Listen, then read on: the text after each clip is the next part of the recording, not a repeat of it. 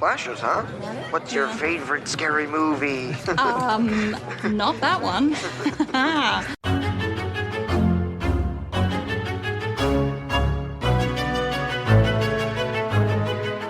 And welcome back to Horror Queers. We're talking go, go, not cry, cry. We're talking a missing leg that's now missing. And we're talking, fine, but we're taking my car. Car explodes. I'm riding with you. And I'm Joe. And I'm Trace, and we're talking, I was going to be a stand-up comedian.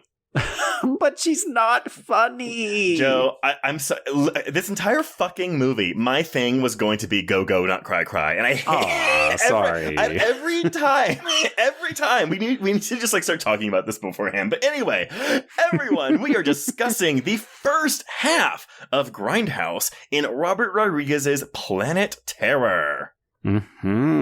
Yes, it's a double bill that you and I both love. Love both of these movies. But I'm sure people will ask, why didn't you just do Grindhouse? And oh my God, it's too long. Too long for one episode. I think both of these movies need their own episode. So sure. Everyone look for that in the future. But okay, well, I have so much to say about this movie, and I know you do too. So I'm going to go ahead and just bring in our guest, Joe. Everyone, they are the host of the Bloody Broads podcast, in which they dissect their love of horror and all its subgenres. Please welcome Bhavna and Jamie.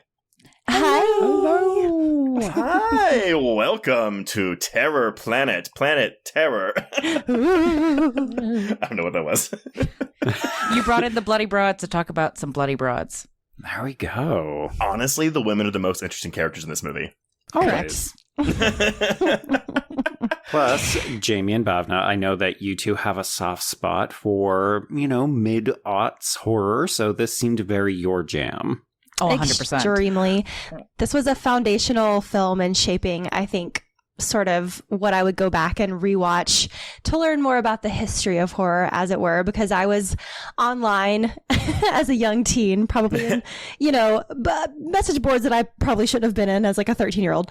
But people were referencing like movies that were referenced in this film, and that's kind of how I built my horror education. Well, wait, I have two questions. First, what is it about the mid-aughts horror that really speaks to both of you? I was a teenager from about 2002 to 2006, so everything that came out then has a chokehold on me. Yeah. I was a middle schooler who was being held captive pop culture wise by two hyper religious parents who wouldn't even let me listen to they called it secular music, I had to listen to Christian music. Wow. Yeah. So I would sneak a lot of things behind their back. And one of my favorite bands at the time, which was a Christian metal band. I know. Insert every stereotype here from the mid 2000s. But was it Jars of Clay? Oh my God, they're not metal, Joe. They're like whatever the opposite of metal is, like Christian contemporary, like soft adult pop. Is it bad that the first thing that popped into my head was like, with arms wide open? No, it was not Creed, you guys. It was a band called Showbread, and they referenced Night of the Living Dead in a lot of their stuff, and I loved Night of the Living Dead. And, Jesus, zombies, there's a lot of overlap and lore there. So, yeah, this just seemed like a natural thing for me to sneak behind my parents' back. It was one of the first things I downloaded off of Putlocker. Oh my God, Putlocker. Actually, that was my next question. So, Jamie, clearly you did not see this in theaters, but Bhavna, did you? Oh, yeah. Yeah, I did. Good. And I thankfully didn't have to sneak into this one. I had to sneak into Sin City, which I saw the year before. We're probably about the same age then, because this came out 2007. So this was the end of my senior year of high school, because I was working at a movie theater when this came out. And oh my God. So at the time I was the person in charge of posters and standees. And so I got to build the enormous Grindhouse standee that was the front of a theater. It took me 3 hours. And they were like, you don't have to stay that long. I was like, no, I'm going to finish this. I'm going to do it. I remember that. There's probably a picture of me somewhere in front of it if I can find my photos. But oh my God. I'm so jealous. Good times. And well, actually, Joe, did you see this? You saw this in theaters, didn't you? Oh, I saw this on opening night. It was me and probably 20 other people. And I remember, I was so hyped for this double bill. I had been waiting for it for ages.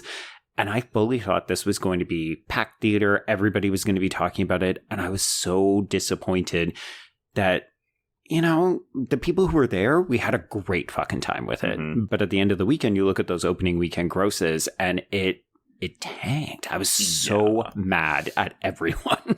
And you know, Me too. I saw this twice in theaters. I took my dad to go see it first opening weekend, and then I loved it so much that I took a bunch of my theater friends with me. And some of them did not know what they were in for. So around the time the zombie peels the boil off its face and rubs it all over Josh Brolin's face, one of my girlfriends looked at me and goes, "What did you bring us to?" And I was like, there's still 2 hours left, just a heads up. You were like, the best double bill ever. Though accurate consistency for a really bad pimple, but just amplified. Honestly, so gross. No, how dare you? I can handle gore of all shapes and sizes, but pussy stuff really gets to me. Yeah, that's where I draw the line, Trace. That was the only point in this movie where I was like, okay, this might be too much, because the rest of the gore is so over the top and so funny to me. But the pimple of the zombie just and the tongue popping, I don't like that. Oh no. The worst was also the images on the TV. The penis. The doctors just yes. It's the penis. The penis is the worst. Both penis shots. The one on the screen and the other one. Ugh. I will say, though, because I also worked in guest services, I had so many people come out during this movie and say, "Excuse me, there's something wrong with the film. It's really scratched up." And oh no. So not only do people not get it, but also when I told them it's supposed to be like that, they would ask for refunds and not want to watch the rest of the movie. Yeah, it was that bad. If you didn't watch a trailer. Right, No. they don't understand the whole point of a Grindhouse style. I don't think so. So, I mean, I'll say this. So Quentin Tarantino does have a quote. He talked to Empire Magazine in 2020, and he's just talking about how the reception of the film kind of went. He said, with Grindhouse, I think me and Robert just felt that people had a little more of a concept of the history of double features and exploitation movies. The people didn't at all. They had no idea what the fuck they were watching. It meant nothing to them. So that was a case of us being a little too cool for school. Well, for me, it was I was so excited because this was the mashup ensemble of some of my favorite directors at the time. Right? I was just oh my God, is this the All-Stars but for horror directors? And the cast of both movies are just it's so awesome. Yeah, this was heavy hitter central. Quentin Tarantino and Robert Rodriguez were at the height of their power at this point. Right? And Fergie. Yes. And Fergie. Fergie's good in this movie. She just doesn't have enough screen time. No, I agree with that. But yeah, because it's Robert Rodriguez fresh off of Sin City, and then Quentin Tarantino fresh off of Kill Bill. So God, and then you had Edgar Wright with his trailer, and you had Eli Roth, who at the time I was a huge fan of, and I forget who else aside from Rodriguez and Tarantino. Rob Zombie. Rob Zombie. Rob Zombie did the trailer for, oh my God, it's Werewolf Women of the SS. Yes. And y'all, that's the only trailer where I'm like, really? Wow. Well, so here's the thing. I'll just say this one thing about it. So he actually filmed a 30-minute short film, and so he had to cut that down to a trailer. And I think if we could see the full thing, it might be better than what they had. Right. Yeah, and I don't want to skip too far into y'all's notes or whatever, but honestly, Machete is the best trailer out of all of them, and yes, obviously, disagree, but okay. Oh, I mean, which one did you think was the best, Joe? Did you think Thanksgiving was? I like Don't. I like Don't. Don't was my favorite. Yeah. Thank you. Yes, I'm still waiting for it to be made. Yeah. Not even Edgar Wright, just I like the concept of it. And it felt a little bit tonally different than all the other ones. So I was a fan of that one. True. It took itself seriously as a satire, which I loved. Yeah, it played it straight. And that to me makes some of the best parody too. 100%. Yes. Okay. Well, let's go through this production. I mean, and for everyone listening, so all of us watched the full solo director's cut of Planet Terror, which is about 15-ish minutes longer than the version that's in Grindhouse. Right. I went through and looked at the differences. Honestly, there's only one or two full scenes that are missing, and they're not really important. But a lot of the changes are just extensions to scenes, and things like that, extra lines of dialogue, or maybe a little bit more another joke or two.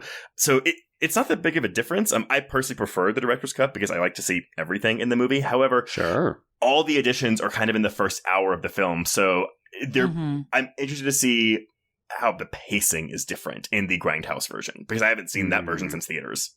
Same. Right. Yeah. Anyway, I'm actually pulling a lot of this from an article in Wizard magazine written by Mike Cotton, and the article is called House Party, Girls, Zombies, Serial Killers. Step inside Quentin Tarantino and Robert Rodriguez's down and dirty double feature Grindhouse.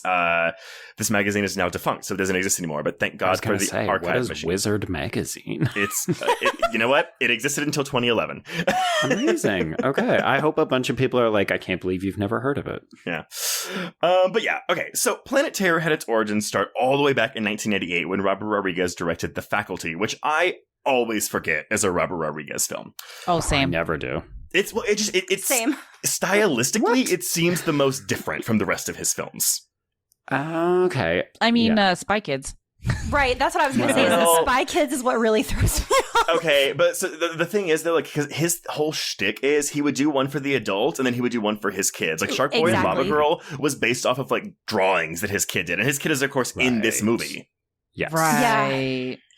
So, yes. But at this time, Rodriguez decided he wanted to reinvent the zombie movie because at the time, like, I mean, zombies weren't really a thing anymore. So while filming The Faculty, he told Elijah Wood and Josh Hartnett that zombie movies were dead and they hadn't been around in a while, but he thought they were going to come back in a big way because they had been gone for so long. You know, horror is cyclical. We always talk about this. And he was right, of course. Well, and so, of course, he goes, well, we got to be there first. So he had a script and he started writing, got about 30 pages down, and he even had characters for Elijah Wood and Josh Hartnett in this script. But unfortunately, after those first 30 pages, he didn't know where to go with it. So the introduction was just like as far as he'd gotten.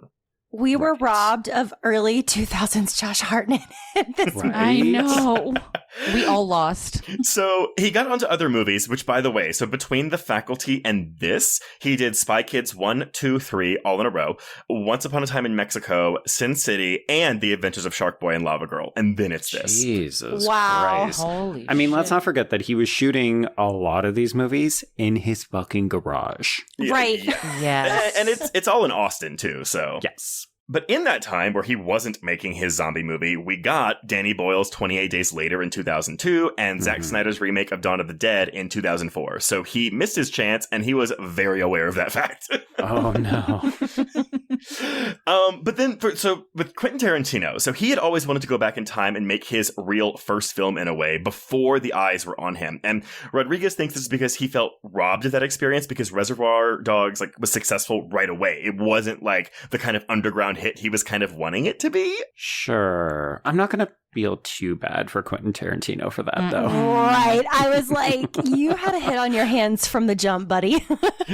But he never got to cut his teeth in the way that some filmmakers got to. And of course, yes, Sure. It's easy for him to say that now, but he's kind of like, oh, I wish I had to scrape and scrap like other people did, which, okay. Okay. It's okay. It's it's a great white privilegey male thing to say. Yes. But Rodriguez had always wanted to go and do those kinds of films that inspired him to become a filmmaker to begin with. You know, his start, he did have that experience. You know, he did El Mariachi, which was made for like $7,000. And such a good movie. But then, studio got it and they were like, hey, we love this. Let's market the fuck out of it. Mm-hmm. So the idea for a double feature, which was seemingly payback for Miramax splitting Kill Bill into two features, came to Rodriguez and Tarantino when the latter would set up screenings of old Grindhouse flicks in his house, I guess, but complete with the requisite sleazy trailers for other movies before and between films. So like this final product, he would show some trailers and a movie and then some more trailers and a second movie. And Rodriguez had the idea of we should recreate this experience for moviegoers. Genius. Yeah. They officially started planning the films when Rodriguez created music for the Kill Bill films, which, by the way, I don't know if y'all remember, in Kill Bill Volume 2. Well, so there's a song that plays over the credits, the end credits of Kill Bill Volume 2. It's Malagueña Salerosa from the band Chingon, but that's Robert Rodriguez's band. Yeah. Okay. I karaoke that a lot, even though I cannot speak all the Spanish. But also because Rodriguez had Tarantino be a guest director for a sequence in Sin City, which is the scene when Mickey Rourke talks to Benicio del Toro's severed head in the car. Oh, yeah. So they had been, obviously they were already friends, but they had just worked together and talked about a lot of stuff. Right. And so they knew they could do this because they understood each other. And they had clout for days. Right. So they suggested they each make their own exploitation epics and put them together, and thus Grindhouse was born, and Rodriguez had an opportunity to revisit his zombie film, and the main thing he added was the idea for a dancer who loses her leg to the infected. Genius. It's a good hook. Well, because it's not at the machine gun part yet. He just had Dancer lose his leg. Right. Okay. Yeah. So they didn't want to just imitate the old Grindhouse style, notable not just for excessive blood, sex, violence, and gore, but also, again, for those explosive trailers and strikingly visual posters that, unfortunately, the films themselves never lived up to. Right. The posters were always better than the movie themselves, and so their goal was to make something that actually lived up to the posters. Oh, by the way, I disagree with that. There's plenty of good Grindhouse movies that also have amazing posters. Mm-hmm. Right. I was sitting here thinking of like all of the, you know, again, the things that I went back and watched as a young teenager after seeing this that it was referencing and being like, oh yeah, that's dope. Mm-hmm. Well, those are admittedly, Rodriguez's the words. posters are fantastic, but I would say there's more than a few really, really fucking good Grindhouse movies. Mm-hmm. Well, those are Rodriguez's words, not mine, so. No, Trace, eat them. Eat the ones. Months later, they were working on one of the fake trailers that would run between the two films and add authenticity to the experience. And Rodriguez realized he was going about the project all wrong. He was too excited about the Planet Terror movie itself and not thinking like a true Grindhouse auteur who would focus on the trailer first and the film second. And so that's where the one-legged dancer came back into play. He started thinking that he needed some images that would really get an audience to want to come see a movie. And so one day he was stuck in traffic on the way to meet with some video game company in Orange County, and he suddenly got a flash that instead of having his one-legged dancer just have a peg leg, that she had to have a machine gun leg, and that would be the image on his poster. Oh my God. Which is fucking great. What I love is too, like, again, like people that that didn't get this movie, they were like, how does she even shoot the gun? And I was like, Oh my God, it doesn't make sense and it doesn't matter. Suspend your disbelief, guys. It doesn't Even matter. the fact that she could shoot multiple things, like sometimes it's a machine gun and other times it's a rocket launcher. Right. Doesn't matter. It doesn't matter. Doesn't matter. It's cool. Yes.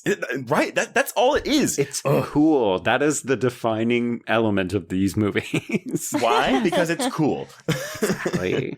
But of course, it wasn't just plot that would give them the old Grindhouse feel. They wanted to replicate the look of the films. And this is the one thing I'll say about Death Proof and save the rest for our eventual episode on it. But people always comment on how Death Proof didn't retain the distressed look of Planet Terror. You know, they're like, oh, Rodriguez really did the job and like made like a bad movie, but then Tarantino cheated and made a good-looking good movie.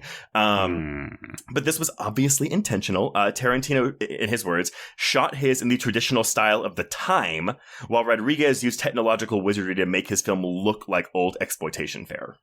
Right. Yes. Yeah. Just two different approaches. Yeah. Right. And there's always that famous anecdote where they were shooting one of the trailers or one of the shorts that eventually became a trailer, and they dragged the film around a parking lot after to give it that look, you know?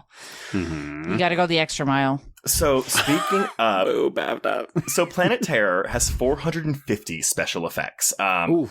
Okay. A lot of them are invisible where you don't notice them right away, and I'll go through a couple of them during the plot because Rodriguez, I didn't know this because I guess I don't go through the bonus features on Rodriguez films enough, but a staple of his Blu-rays is he does a 10-minute film school featurette on all of them, and he'll go through specific sequences or special effects and just say, this is how I did this. And he does that for Planet Terror, so I got a lot of details on that. But the aging effect is a series of layers of real film print damage, artifacts, dust passes, scratches, and reusing different brightness levels. There's some other trickery to keep it random so it doesn't look like you're watching the same effect over and over and over, but it wasn't purely cosmetic. He wasn't just like, okay, let me just do this. He consciously thought about what kinds of distress he was going to do for each scene. So he would use the aging for dramatic effects, you know, so big action sequences, you'll notice the film gets more deteriorated. And once the threat disappears, so do a lot of the scratches. Right. Because it's not being rewound numerous times because people love that sequence. Mm-hmm. Or when the film turns red during the elevator scene when Tarantino's rapist character is, you know, being rapey. There's also a splice anytime someone does a chopping motion or a punching motion. So when we have that picture of the dick that's all pussed out and they both just go like with their hands, Chop. the film splices at that point. I mean, that is the funniest thing because I remember a bunch of criticisms, and I'm sure, Tracy, you'll get to the scores and how little money this movie actually made. But a lot of people felt that this was just juvenile bro antics, and they really didn't appreciate any of the craftsmanship that went into making both of the films. Yeah, I think a lot of people just didn't think it was intentional. I mean, sorry, they knew it was intentional, but they were just like, oh, it's easy to do that. When it's like, It's not. No. It's not easy.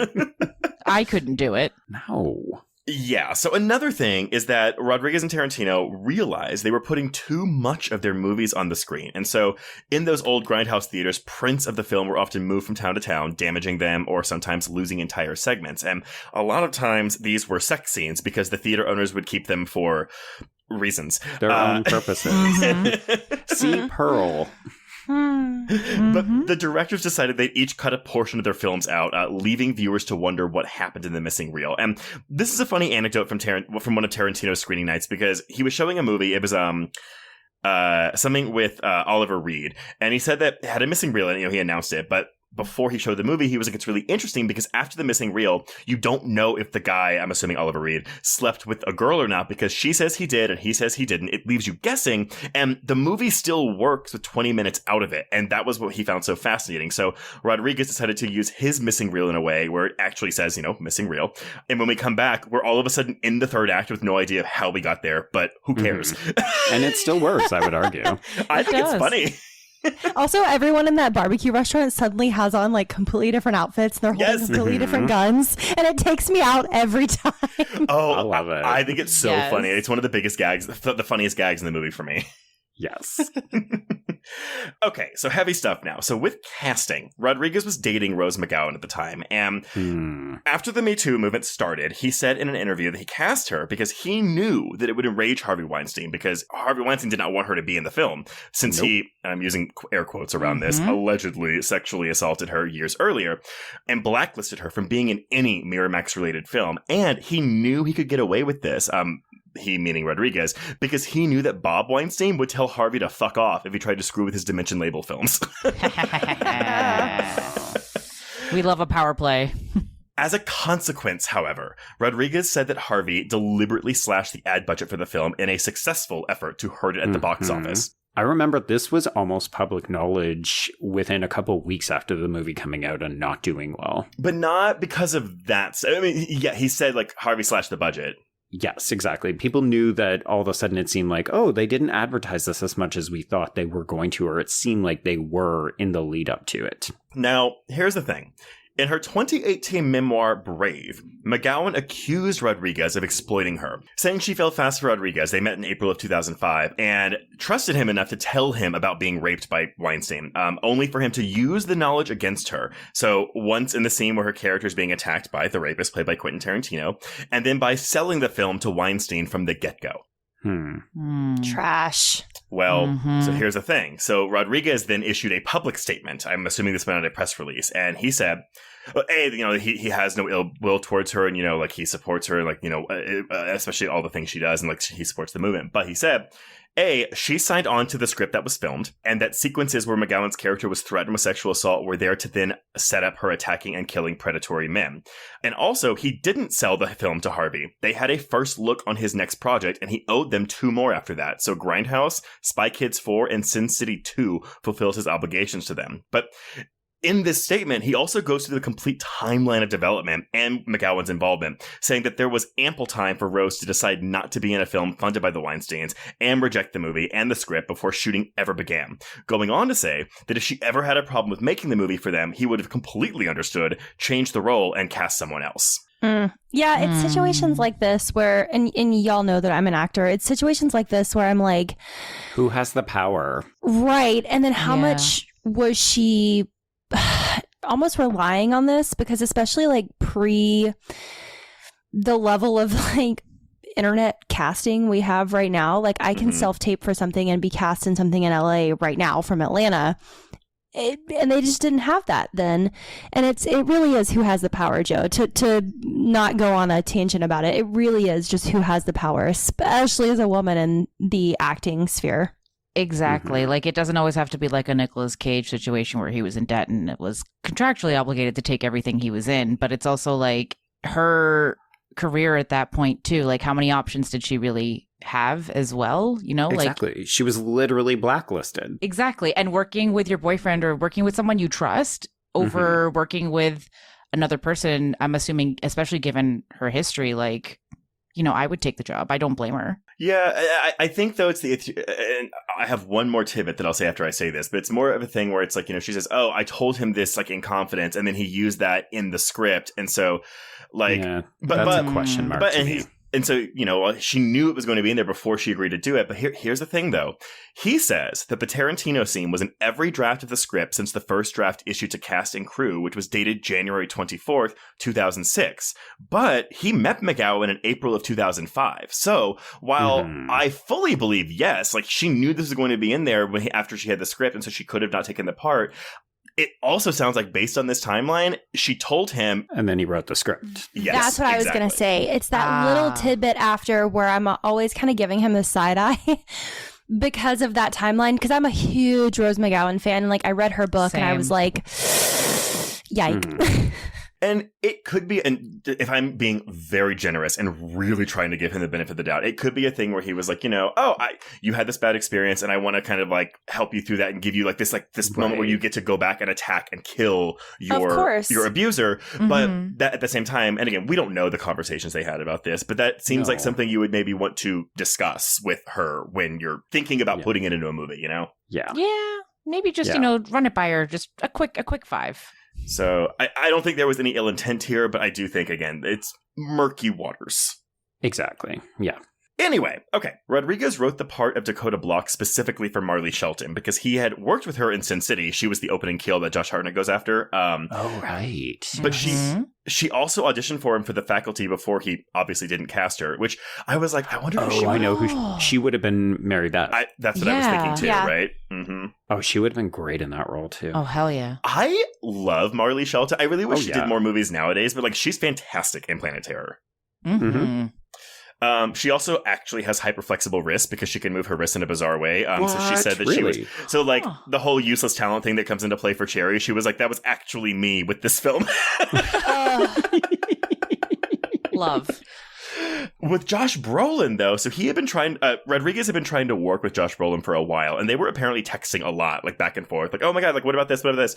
And Rodriguez pitched in Planet Terror, and Brolin agreed immediately, because he's like, this is going to be so fun. But he has this really great quote on a featurette on the Blu-ray. He goes, other movies you go, what is this? What does this mean? Is this a good character? With this, I don't give a fuck.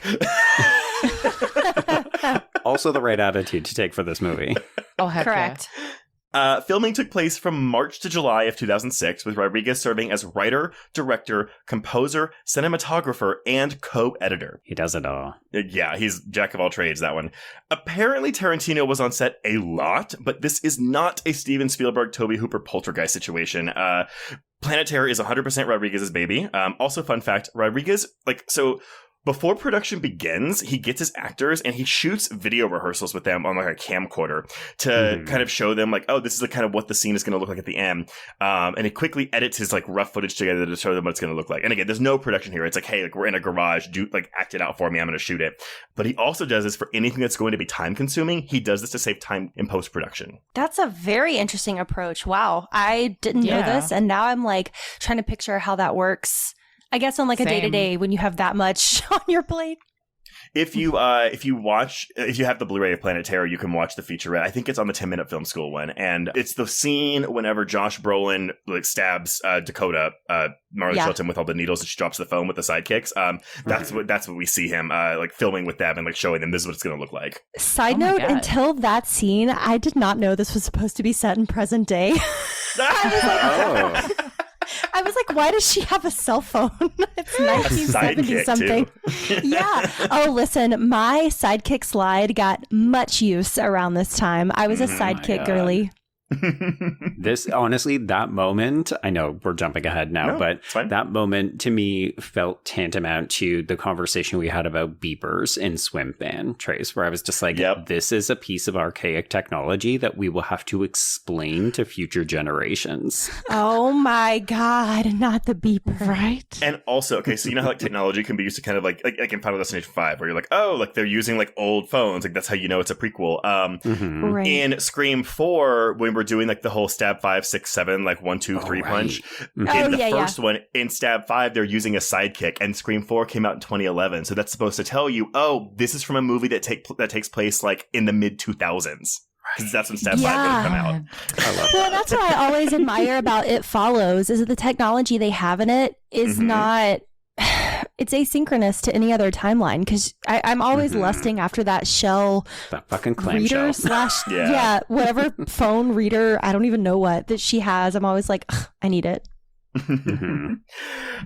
So there wasn't a ton of trouble with the MPA, shockingly. They did want Rodriguez to cut down on a scene when someone's brain was getting eaten, so he actually obliged and added more aging, which he thought in the final cut makes it look more violent than if he had just left it in, like, with showing the brain getting eaten. I love that. Agreed. I love it. Anytime we can fuck with those assholes, it's like, just do it.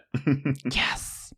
So we also get the fake trailers in Grindhouse, and we'll save the 3 that air between Planet Terror and Death Proof for our Death Proof episode. But since Machete precedes Planet Terror and was made by Rodriguez, we'll cover that here. Rodriguez actually wrote the entire Machete film back in 1993 as a full feature for Danny Trejo.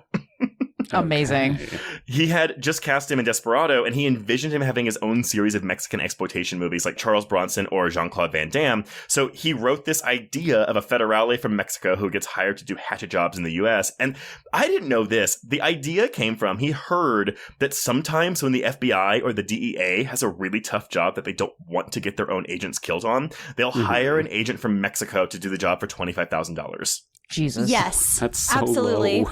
And I'm so glad you brought this up, Trace, because him saying that Danny Trejo is the Mexican Jean-Claude Van Damme sends me every time, because I see the vision and I can't help but agree.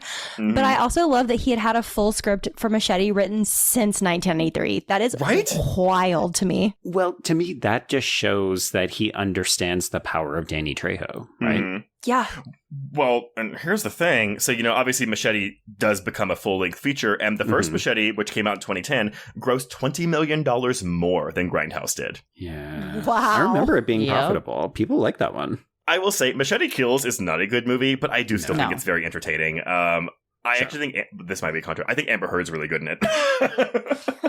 Not controversial for at least us. Yeah, we like her, so yeah.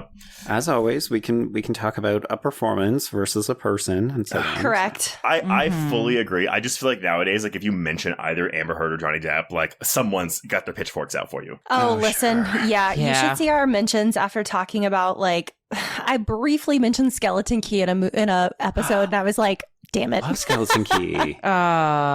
So that is a prime Bloody Broads type film. Correct. Yes, it is.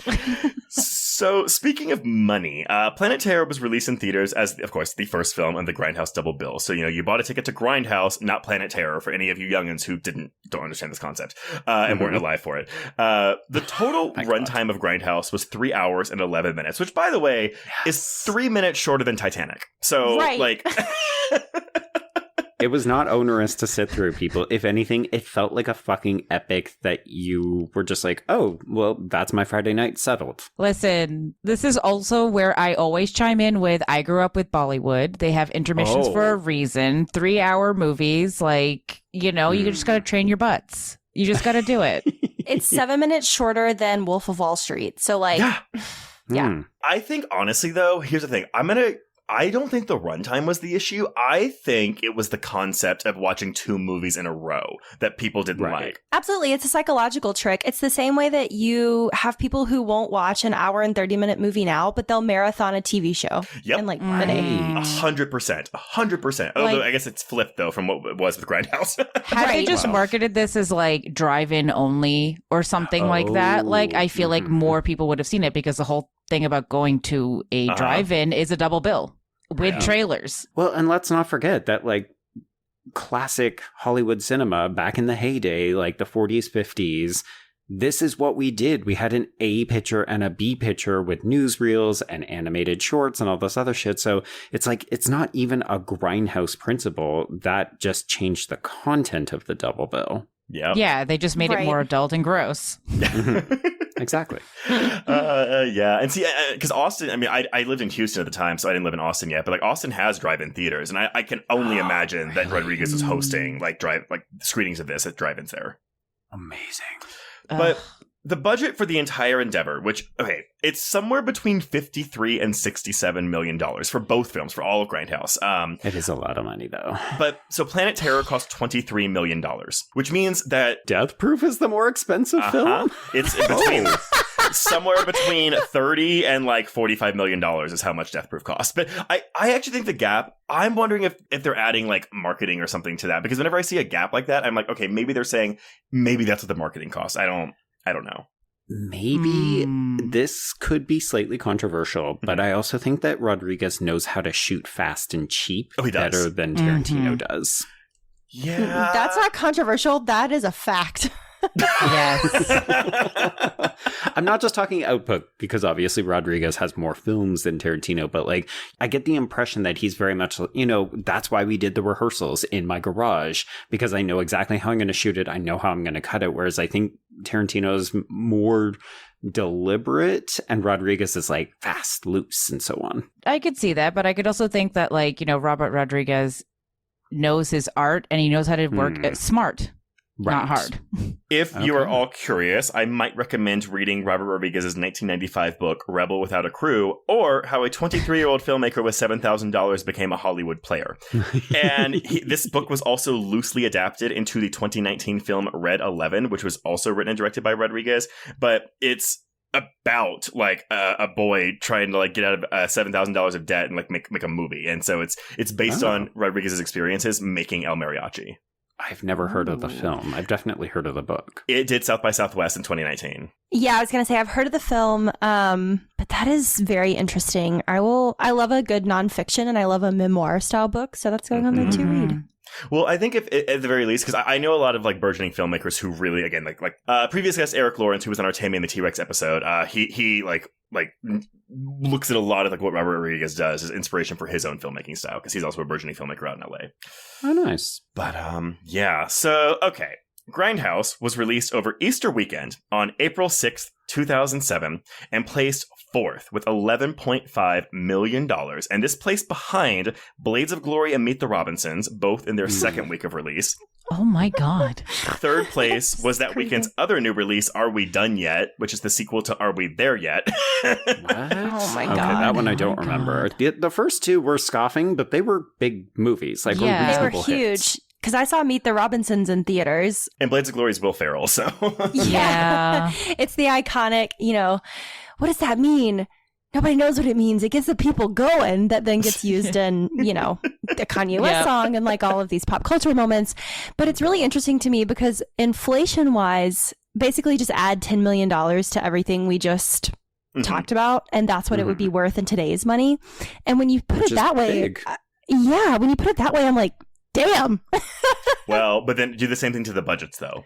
Exactly. Yeah. Exactly. Yeah. Question for you folks. Do you think that Easter release weekend, like, to me, that doesn't seem smart. Okay, wait. No. Correct. So here's the other thing. So the other new release that weekend was the Hilary Swank Dark Castle film, The Reaping, which is about the 10 plagues. Oh, yeah. So that movie did place behind Grindhouse. It placed fifth with $10 million. But then I had to look this up. The Reaping had a budget of $40 million. What are we doing with budgets? Right. Like, oh. Pun intended. No, that weekend it was Christ off the cross. Right. Yeah.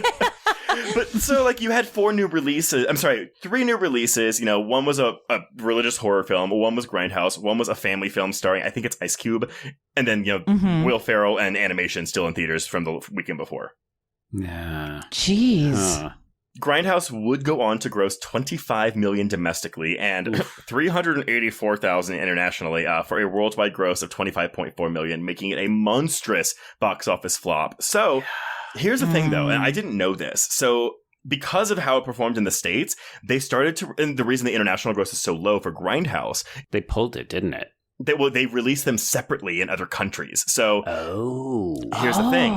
Planet Terror on its own grossed $11.4 million overseas, but for comparison, Death Proof on its own grossed $31 million overseas. Yeah. I could see that. And I know, Unfortunately. and Trace, you might have notes on this, but I know that to kind of hearken to what they would do with Grindhouse and then like Hammer horror films back in the day, they would recut British trailers with an American narrator so that Americans didn't know they were British films, and so they go see them. Yep. And again, Hammer horror was like 60s through 70s. And I know that in the UK, this was widely received as like a run for more money to release them separately instead of all together here in America. Well, right. They were trying to recoup. Yeah, well, and honestly, I think that was, in hindsight, a smart idea. Yeah. But I mean, nevertheless, even though it flopped, reviews were extremely positive. Grindhouse has an 84% on Rotten Tomatoes with an average score of 7.4 out of 10.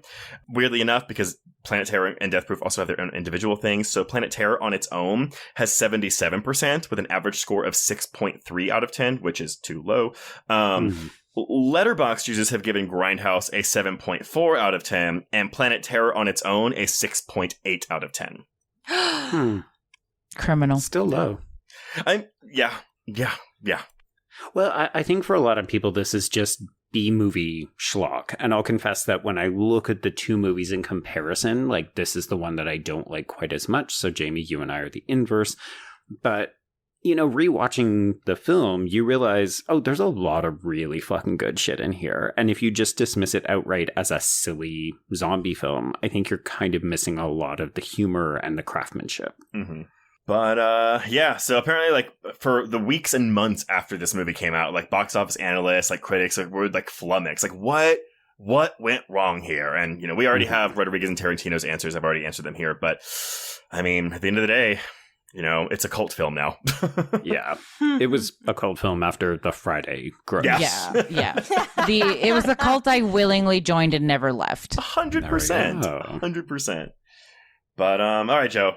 What happens in this movie? All right, so I'm going to make reference to one article. I've kept this short because I know there's 4 of us and we all have plenty to say, but I'm going to bring in occasionally Enrique Garcia's piece called Planet Terror Redux, Miscegenation and Family Apocalypse from his book, Critical Approaches to the Films of Robert Rodriguez. Ooh. All right, so we open with a old school Distress Dimension logo, and then we have Cherry Darling, who is played by Rose McGowan, dancing and crying at Skip's Go Go Go Club. So then we move into the dressing room, and this is where we're introduced to Skip himself, who is played by Skip Reisig, and he reminds Cherry that it's go-go, not cry-cry, so she gives him the finger and grabs her bye-bye slip as she quits. The guy playing Skip, by the way, is Robert Rodriguez's realtor. Oh, okay. And we do get a moment of vague queer representation in this opening scene with the 2 women making out. And he says, if you're going to do that shit, do it on stage. So, how do we feel about this? Because this is very much, we're just putting lesbianism in for, like, the exploitation factor. But again, 100%. I don't care, because that's what the movie is. I know, but we get more of it later. Just implied. That's the interesting thing. So the Stacey Ferguson, the Fergie character, Tammy, was originally Tommy based on his friend Tommy. And then he was like, wait a minute, this is an exploitation Grindhouse movie. Like, let's make it a lesbian and change Tommy to Tammy. It made it better, to be honest. It made it much better. Too. And also just like her opening dance for I pull, and it's so funny because I've wanted to do something like an homage to this intro so many times, but she doesn't actually do anything on the pole. So go on, girl, really give us nothing. It's the leg. It's when she like moves her legs, like, and she has one leg extended and one leg out, but then she like kind of rotates them. Like that's kind of like the move for me in her go-go dance. Yeah. Like in the pantheons of pole dancing within the genre umbrella, is this above or below Lindsay Lohan in I Know Who Killed Me? Oh, it's above that. There's at least an energy. It's here. above that. She does one singular fireman spin, which is like a basic spin, and I'll give her that. But everything else is all like, you know, what you do to warm up the crowd before you ask for tips. but it's also, again, it's go-go dancing. It's not stripping. So is she supposed to use the pole? I mean, I don't know. For a reason. But I think that's because there's also strippers there. Like, she's a go-go dancer that maybe warms up the crowd for the strippers. And she says that, right? She says it's stripping, it's go-go dancing, not stripping. There's a difference. I mean, that's verbatim what she says. But I mean, I think people would be, maybe people wouldn't be shocked. I don't know. I think a lot of people would be surprised to know that a lot of actual strippers and dancers are queer. They're bi, if not outright gay, which makes their job a lot easier. Just like disavow themselves of men. Yeah, pretty much. But yeah. And I have to say the lap dancing in the other film was better than the dancing in this one. Sorry. Sorry, Robert Rodriguez. Tarantino's got this one. I mean, I also I don't know if Robert Rodriguez choreographed this dance. They probably surely not. I hope not. I believe it was intentional. That it was supposed to be maybe this uneventful of a dance. To me, this is more about how he shoots it. It's more about the style. And again, absolutely, the style was flawless. The tongue touching the mirror. I was just about to say that, Trace. Down to her licking the mirror, and at that point, the score swells, and the horns in the score almost sound like they're coming out of her mouth. Yes. The score is fantastic in this movie. And that's his score, too. Yeah, I mean, of course he understood the assignment. Yes. Okay, so after she quits, Cherry does go out onto the highway and she nearly gets run over by a fleet of passing military trucks, and she ends up getting her leg not insignificantly cut up. Oh, there's like shrapnel in her leg. It's like a 4-inch piece of glass. And I'm like, yeah, you know what? After I get a 4-inch piece of glass, I too walked 3 miles and booted, heels to a barbecue joint. Yep. Yeah, sure. Why not? Right in the middle of my thigh. Why don't you? This is what you do in Texas, I guess. Okay, so as she limps away, we transition to a nearby military base where we're introduced to Abby, who is played by Naveen Andrews, and he is there to cut off the balls of Romy, who is played by Julio Oscar Machoso. And so begins the frat boy fascination with balls for this character. Because this would have been like peak Lost, and so like it sure was. I remember seeing Naveen Andrews being like, "What an interesting role for this man to take." Very different for him. What a side quest! And it's so funny that you say it's a frat boy fascination with balls, Joe, because I read it as very homoerotic. Oh yes. Yeah. I mean, the fact that we're often doing the ball stuff in and around the military, to me, seems very purposeful. 100%. Oh, absolutely. 100%. And again, there's some real good jokes here. I want your balls. I'm really quite attached to them. Also, the perfectly shaped shears that have like a pocket for the sack. Okay. Yes. Like, is that custom made? It has to have been. But like, my legs cross every time I say that thing, because here's the thing. I would rather you just take a butcher knife and like slice them off, but like that thing is serrated in a way that I'm like, that's gonna take some twists and turns to get your balls off. Like, you can't sew that back on once you use that. No. Like, you're bleeding out. And can we talk about the jar of balls that he holds up? They're like pooled in that substance. And I think, admittedly, like, if you don't know what you're coming into watching this movie, this tells you this is either very stupid or it's too gross. I mean, look, the gag when they break and Naveen Andrews like falls face first plants onto a ball. It's so fucking funny, but I can see any casual audience member being like, nope, not watching this. Right. Trace, is this when your walkouts began? There were no walkouts in my theater, like in the one I was watching. Blades of Glory came out that weekend. This was like the height of frat boy dumb shit humor. Yeah. Because isn't that all about like figure skating where you got one man's face and another man's crotch as you're doing aerials and shit? Come on. Yep. Yeah. Yep. And like, I'm pretty sure like Anchorman didn't come out too much either before or after this. Like, it's all that stuff. And then like, so it's not just this movie, it's everybody. We were all laughing at balls. So if people walked out because of that, weak. I think it's too gross for people. I think it's way too gross for people. Because also, I wrote in my notes too, when we start shooting people, like the squibs are like the chart. Yes. They're so overloaded with blood. It's so ridiculous. And they have to be hollow point bullets. I don't know how much y'all know about shooting, but like, my God, I was like, these are massive squibs for what I'm assuming are handguns. Right.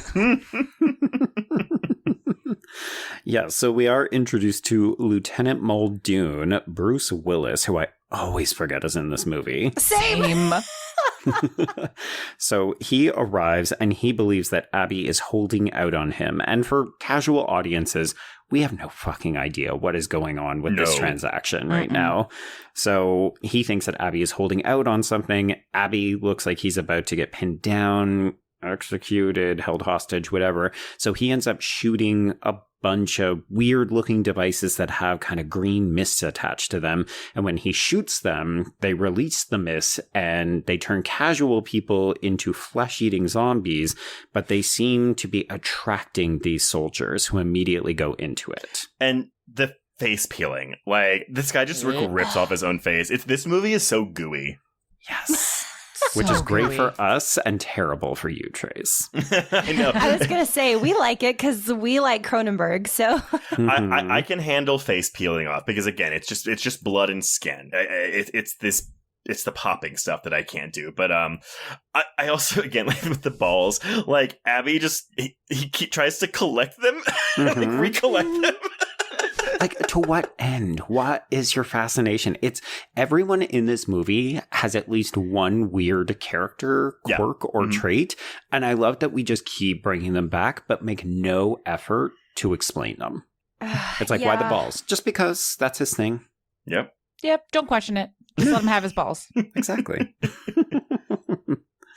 Okay, so Abby takes off as the military men are distracted, but we do see that this mist, this green mist, is going off into the atmosphere, so it is out there now. Mm-hmm. We transition over to the Bone Shack restaurant as we see Tammy, who is played by Fergie.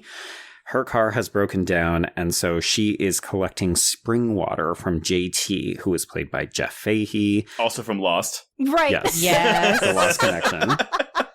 JJ lending a hand. But also Psycho 3. Yes, never of forget. course. Those gorgeous teeth. Please tell me I'm not the only one that just loves a good Texas Chainsaw Massacre 2 homage, because this whole section, I was dying. I have Fergie's delivery of not your good spring water, like just ingrained in my head. Well, I'm curious, did you folks, if you remember this, did you think at the time that the spring water, because we keep seeing shots of the dam behind the Bone Shack restaurant, did you think that it was going to be something was in the water and that was what was turning people? Yes. 100%. Yep. I kept thinking like, oh, he's something in that is like turning people, or he's disposing of bodies that way, like something. Yeah. Which would have made sense, though, because Cabin Fever and Quentin Tarantino, notably, was like a huge champion of Cabin Fever, and he's the one that took Eli Roth under his wing, so... In any case, it doesn't really come to anything, but it is an interesting visual that we keep cutting back to. Well, again, logic doesn't mean anything, but like, it is airborne, but some people don't. It's like, oh, you have to get bit, but like, well, how did the original people get it? I don't know.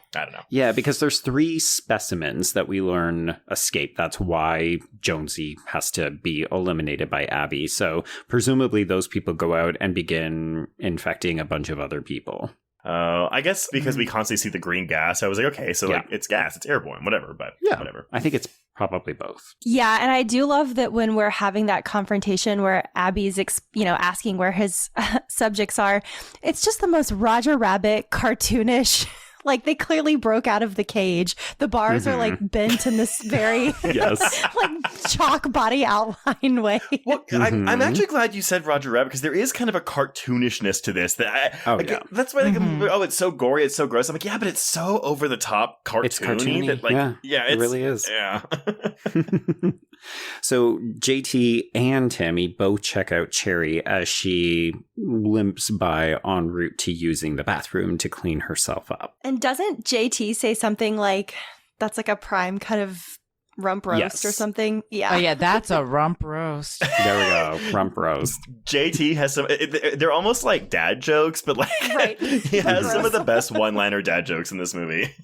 I really like Jeff Fahey in this film. You know, I think you could argue that if you like any of these people, there isn't quite enough of them unless you're a fan of the central romance. But I think he acquits himself really well with what little screen time he actually gets. Yes. I mean, I want to know his recipe. Oh, well, You'll never get that. It's either blood or salt, right? That's the magical ingredient. It's Chekhov's barbecue recipe throughout the whole thing.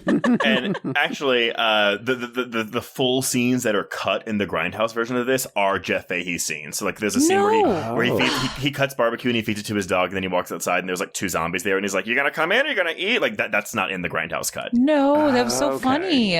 When he calls the police and he's like, "There's 2 delinquents standing outside. They won't come in, but they won't leave." You gotta purchase. So good. All right, so let's introduce a few more characters. We've got Dr. William Block, who is played by Josh Brolin, and his anesthesiologist wife, Dr. Dakota Block, Marley Shelton. And I love that they're waking up at 8 p.m. because they are working the night shift at the hospital. But they also have this young son, Tony, who is played by Robert Rodriguez's son.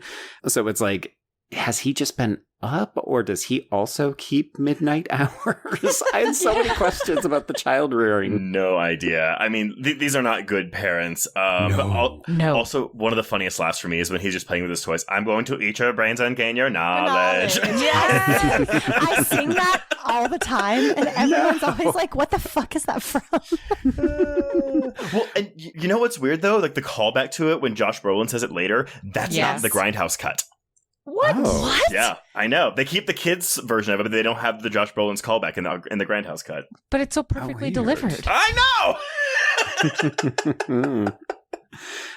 We should also note that this film has great production value. So, like, the sets are always really visually interesting. I quite like a lot of the costuming as well, but I did notice, the fun little touch here where Tony is eating Great White Bites, which is a shark cereal. But these scenes also very much confirm that Dr. Dakota is not in a happy marriage. Her husband is very authoritarian. She is mildly afraid of him, but she is plotting to meet up with somebody. We don't know who, but they are supposed to come and pick up Tony from the babysitter later so that they can make an escape. Marley Shelton's giving like real femme fatale energy for a lot of this movie, and honestly, I think she's my MVP of this. And she, the physical comedy she gets to do, it's just Rose McGowan is fantastic in this movie, but I think Marley Shelton kind of steals the movie for me. Oh yeah, she like does not break once. Like she's just in, and I love that for her in this. Mm-hmm. All right, so we follow a transition from Dakota's tap to Cherry treating herself in the bathroom, and then she comes out and discovers that what we will come to realize is her ex-boyfriend, El Rey, played by Freddie Rodriguez, is there, and they catch up about her failed attempt to become a doctor, her burgeoning stand-up career, and then he eventually agrees to give her a ride. I do love their exchange where she's like, "Everyone wants me to be a stand-up comedian," and he says, "But you're not funny," and she's like, "That's what I keep saying," and she's one of the best, deadpan. just the most deadpan, like, I don't know. And there is that moment, I mean, especially as a woman, where I'm like, okay, how much it's almost like I have imposter syndrome, where I'm like, how much of this is my talent and how much of this is like guys who want to get in with me telling me I'm good at what I do. 100%. I do want to give some credit to Freddie Rodriguez, if only because he is so sexy. Agreed. Oh my god! I was like, where has he been all this? Because I watched him on 6 Feet Under, and this is like his first big. But it's such movie. A completely different performance. Oh, 100%. And I was like, what has he been doing? He was on that show Bull for like 6 years. What?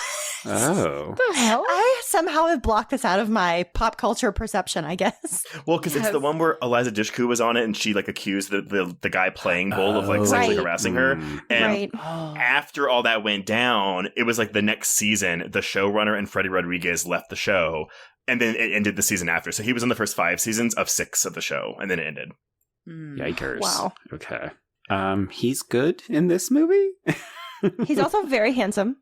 Very. And very 2007 handsome. Extremely. He's handsome no matter the time period. I have a thing for short guys, and he is filling that quota. He looks great in the leather jacket when he occasionally gets to wear it. We should also note that his name, El Rey, is obviously a reference to Robert Rodriguez's fictitious Mexican town from From Dusk Till Dawn. Yes. Yes. And he is smoking Apple brand cigarettes, which is a Quentin Tarantino fixture. I just kept expecting him to say oh, my new metal band plays the bar on Saturdays. Oh, he's too cool for a new metal band. Yeah, but he looks the part, He does. He is the lead singer or the bassist, right? I was going to say the bassist. Exactly. The bassist. Oh, he's that bassist that sticks his tongue out while he's performing with the big eyes, trying to make himself look like a big scary man. Mm-hmm. I mean, I'm not going to lie. When he does the gun thing later on, oh yes, it's a bit of a panty dropper. I was going to say a little bit. Does it for me. I knew immediately what you were talking about, and I immediately was like, yep. Oh, yes. Which is fun because we also get to see Dr. Dakota do it with her syringes, and it's also a panty dropper. Oh. I love her little speech that she gives. Yes. It's it's one of my favorite parts of the movie. It's so good. My little friends, yes. All right, well, why don't we talk more about her then? So we move to the hospital, and we see the blocks go their separate way. Again, the dialogue in this film is so choice. So she goes, "Goodbye, Bill." And he goes, "Don't you mean see you later?" And she just goes, "Of course." And she's not even looking at him and just walks away. Oh, Marley Shelton. Okay, so Dr. Block, the male, goes to treat Joe, who is played by Nicky Katt, and he has a bite on his arm that we see getting progressively worse throughout the scene and the sequence. And eventually, yes, we do pop the black abscesses on Joe's tongue, and this erupts onto Dr. Block's glasses.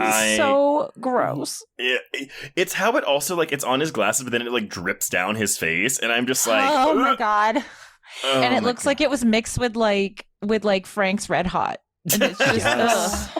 Ugh. Yeah, if you like Dr. Pimple Popper videos on social media, this is the movie this is for your you. thing. Yeah. No. No, this is worse. I'm the opposite. Yeah, I'm the opposite of that. I can't do any sort of, I don't know. I can do a lot of horror movie stuff, but anything that's too oozy, just ugh. I can do blackheads. I can't do whiteheads. The pop is what gets me. It's the pop. Ugh. Oh my God. Because you I hope no one's listening to this while they're eating. Hey, it's Kaylee Cuoco for Priceline. Ready to go to your happy place for a happy price? Well, why didn't you say so? Just download the Priceline app right now and save up to 60% on hotels. So whether it's Cousin Kevin's Kazoo Concert in Kansas City, go Kevin, or Becky's Bachelorette Bash in Bermuda, you never have to miss a trip ever again. So download the Priceline app today. Your savings are waiting. Go to your happy place for a happy price. Go to your happy price, Priceline. Yeah, I mean, there's a lot of really disgusting stuff in here. This is where we see the dick with the chronic hermetic lesions. Herpetic, because herpes. Oh, sorry.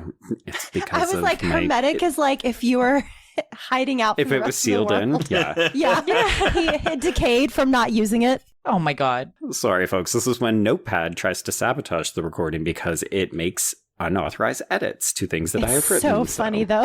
It really is. But yes, this is when we get to see the dick, and it looks disgusting. But we do make mention that these are images from soldiers in Iraq, and this is revealed to be forecasting for the whole reason why this outbreak happened when Muldoon talks about his stint in Afghanistan. So we are very much saying, hey, soldiers who go off to war can basically be mistreated and or forgotten about. And also here's some more balls. And more balls. Yes. But Always can we more balls. also talk about for a second the effect that the Iraqi, Operation Iraqi Freedom for Americans had on the horror landscape? Because I feel like that's where we really started to get a lot of torture porn in the early to mid 2000s. And it's always really interesting to me how this film avoids that while still making a socio-political statement.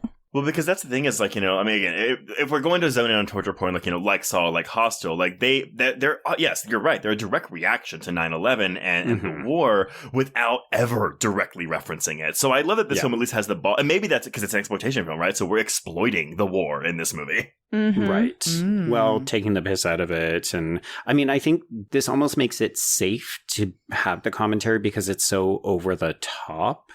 Absolutely. Whereas, Yes. yeah, the other films are more a response to it, and that's almost why they want to hide it. They want to sneak the message in. Agreed. But all this to say, we do have to chop off Joe's arm. So we bring in Dakota, and yes, this is her 3 friends. We have a yellow, a blue, and a red needle. We should note that she has 2 sets of these, one in her pocket and another set on her garter belt. And we also, talking about characters with their quirks. So Dr. Block, the male one, his tick is that he constantly checks his pulse and chews... With a thermometer. Yeah. But it doesn't... It looks like just a glass stick. Like, it doesn't look like there's any mercury in it. But nevertheless, at least he says later, it helps me, determine my calmness or something. Yeah. He's trying to stay calm in a obviously high-stress situation, which, again, I could never be ER doctor, but... No. I find it really interesting that he's just, again, compulsively body checking in a way that's very socially acceptable for a man at the time to be doing that. Mm-hmm. Yeah, his quirk is acceptable because he's such a great doctor, whereas, we almost look down on her because she's just an anesthesiologist, but then also sexualizing her by showing the garter belt, even though it seems very obvious that she's really fucking good at her job. Exactly. I mean, yeah, she has a whole speech. Mm-hmm. It's amazing. The man just needed a smartwatch. That's all he needed. Yeah. This is still the time of sidekicks. Do we have smartwatches yet? No, but I mean, we have random gas-emitting zombie disease. So Truly. That is true. So we cut back to Tammy. Her car has broken down, but not before we get a brief Easter egg, which is a memoriam to Jungle Julia on the radio. Which, again, if you're watching this for the first time, that's not going to mean anything to you. Which, and that's kind of the thing with the Grindhouse thing, because people were like, they should have showed them in the reverse order, because Planet Terror is this fun, exciting action movie, and Death Proof is a slower burn of a film. Mm-hmm. But even narratively, it's if we did Death Proof first, we would know who Jungle Julia was before this. So I don't know. I'm curious, ladies, do you have an opinion of which film you think would have been better served going first? Good question.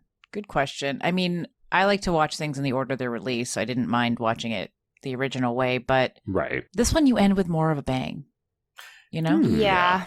I mean, I see the vision. I understand why they ultimately decided to do the order they did, but as someone who prefers this film, I say do it first. And also, it's psychologically proven that if you're trying to make an argument or a case and you have to go back to back with someone presenting an argument or a case or comparing 2 things, instead of doing a gap, you should go first, because then the audience has that first film or that first argument or that first example in their mind the entire time. But if you had a break, if they had a intermission in between, they could have done whatever order they wanted to do it in, and the audience still would have picked up on it. Well, but would we not call the 3 trailers in between an intermission? I would. I absolutely would. Yeah.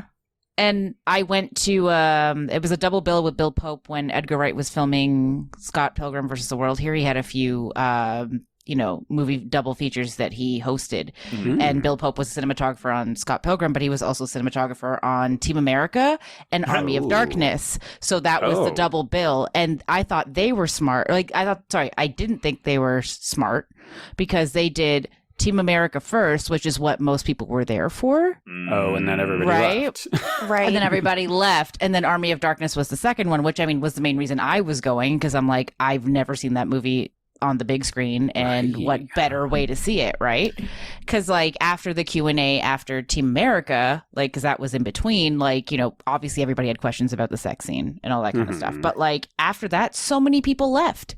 Well, and so that's the thing, is I think because this film is so fast paced and Death Proof is not, it's you have your adrenaline going for the entirety of this movie, and it's it slows to a crawl for Death Proof, which I didn't mind it, but I could see what I could see. Also, I think some people left during the trailers because they didn't know there was a second movie. But no, I'm telling again, I people just did not know what this movie was. This was before the MCU was the MCU, so end credits things were just for us little nerds. Get up and leave. Mm-hmm. Yeah. Also, you'll be happy to know the iPhone, the very first iPhone, came out 2 months after this movie came out. Wow. Ooh. I'm old. Okay, so coming back to Tammy, she has to abandon the car, so she makes her way down the highway. She is avoiding cars, and just when we think she might get picked up, she actually gets mauled and killed. By Quentin Tarantino, by the way, and he bit her while he was mauling her. Oh, no. There's like a whole thing where she's like talking to the camera. She's like, look at, he bit me. I'm going to bite him back. Fergie would. She's a trooper, because this is not a big memorable part, but the number of people who are excited and or surprised when they realize, oh, that's Fergie, singer Fergie, yes, we like her, and I actually think she's legitimately good in this film. Agreed. Yes, and also we still don't know why we're following this character yet. No. Oh, but we find out. Oh, we will. But I also will say, I mean, 9 is a very bad movie, but Fergie is really good in it. Agreed. Oh, okay. Agreed. I agree with you. Yeah. Okay, so we're on the road with El Rey and Cherry, and we get this statistical education about venison roadkill, which is kind of ironic because I just watched David Lynch's The Straight Story, and there's a whole bit about a woman who just keeps hitting deer on the highway, and I was like, this is remarkable that I've watched 2 films in the span of about a week that address the exact same issue. Yeah. Now you got to watch The Ring too. Yes. Trace, god damn it. Stop that. It's like the 3rd time in a month we've brought the movie up. And I'm not listening, so no. So, of course, because we've had this education, we do then immediately hit a deer and flip the tow truck. But do they hit a deer or do they hit a zombie? Well, they think they've hit a deer, but yeah, it's more likely a zombie. Well, because this is right after we see Fergie's character getting eaten by the zombies, and Cherry asks, what the hell was that? And Ray goes into this entire monologue about how people will scoop up roadkill from the road and like try to salvage it. Yeah. So speaking of when this tow truck does flip, Cherry ends up getting pulled out of it by these men, and before El Rey can fire on them, they rip off her leg. So we take her to the hospital, but unfortunately he gets detained for questioning by Sheriff Haig, who is played by Michael Biehn, and he is flanked by Deputy Tolo, who is played by the one and only Tom Savini, as well as Deputy Carlos, who is played by Carlos Gallardo. I do love that Savini makes a appearance in this because it just is such a special effects makeup laden film that it felt right. But he's an actual character, which I liked as well. You know, it's not just, oh, you recognize Tom Savini, isn't this fun? It's Tolo gets some funny comedy things to do in this film. And Carlos Gallardo, by the way, is the original El Mariachi. He was recast with Antonio Banderas in Desperado, but he was the original, like, $7,000 mariachi. Wow. Holy shit. Okay. I knew I should have recognized that name. I also, again, this line of dialogue when Haig is talking to El Rey, and he's like, a missing leg that's now missing? Takes me out every time. I also love shortly after this where she's like, I was going to be a stand-up comedian. It makes me laugh every time, and I know it's coming. And I'm just like, this is the stupidest thing for me to laugh at. That whole scene, though, with El Rey and her when we get to it, just like takes me out every time. Okay, yeah. So before we get there, we jump back to JT's. This is when he is asking the people who are lurking outside if they want to come in, if they want to taste his barbecue sauce. And when we jump back to the hospital, we see Dr. Block is getting increasingly irate. His blood pressure is going up because he began the evening by saying, like, when he kissed his son goodbye, he said, you know, like, say a little prayer so that Daddy doesn't have any dead bodies. And of course, for Daddy. Oh, wait, but I have a question because we just missed this. But what about when the Asian doctor who is speaking English is telling Dr. Block, I'm going to chop off this guy's arm. Do you want to watch? And we have subtitles. Right. And I understand, again, this is why my hackles get raised with a lot of Tarantino films where, like, yes, it's exploitation and yes, it's supposed to be a nod to that. But do the straight white men watching this know that?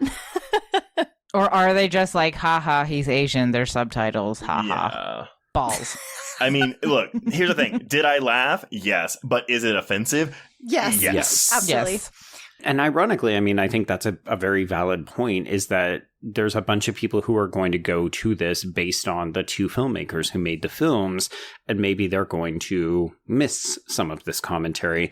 But I feel like there's a bunch of other people who are going to watch it and say, oh, okay, we understand that you're actually making fun of that type of thing, while also paying homage to films that did it unironically back in the 70s. Media literacy. Yeah, I was going to say media literacy 101. And also that's just a gamble you take with any sort of satire. So yeah, it's something that wasn't really scrutinized back in 2007, but like I feel like in today's society, even still, a lot of people would not understand the joke. I think no, but at least it was an actual Asian person being cast. That's and I true. think that's what makes it like an intentional thing for me and doesn't make me angry. And also, Trace, honestly, I feel like less people now than in 2007 might get it. Yes. Oof. Oh no, 100%. That's the thing. I think people. I mean, again, like it is offensive, but I think people will be quicker to like crucify this bit for being offensive because they don't get it.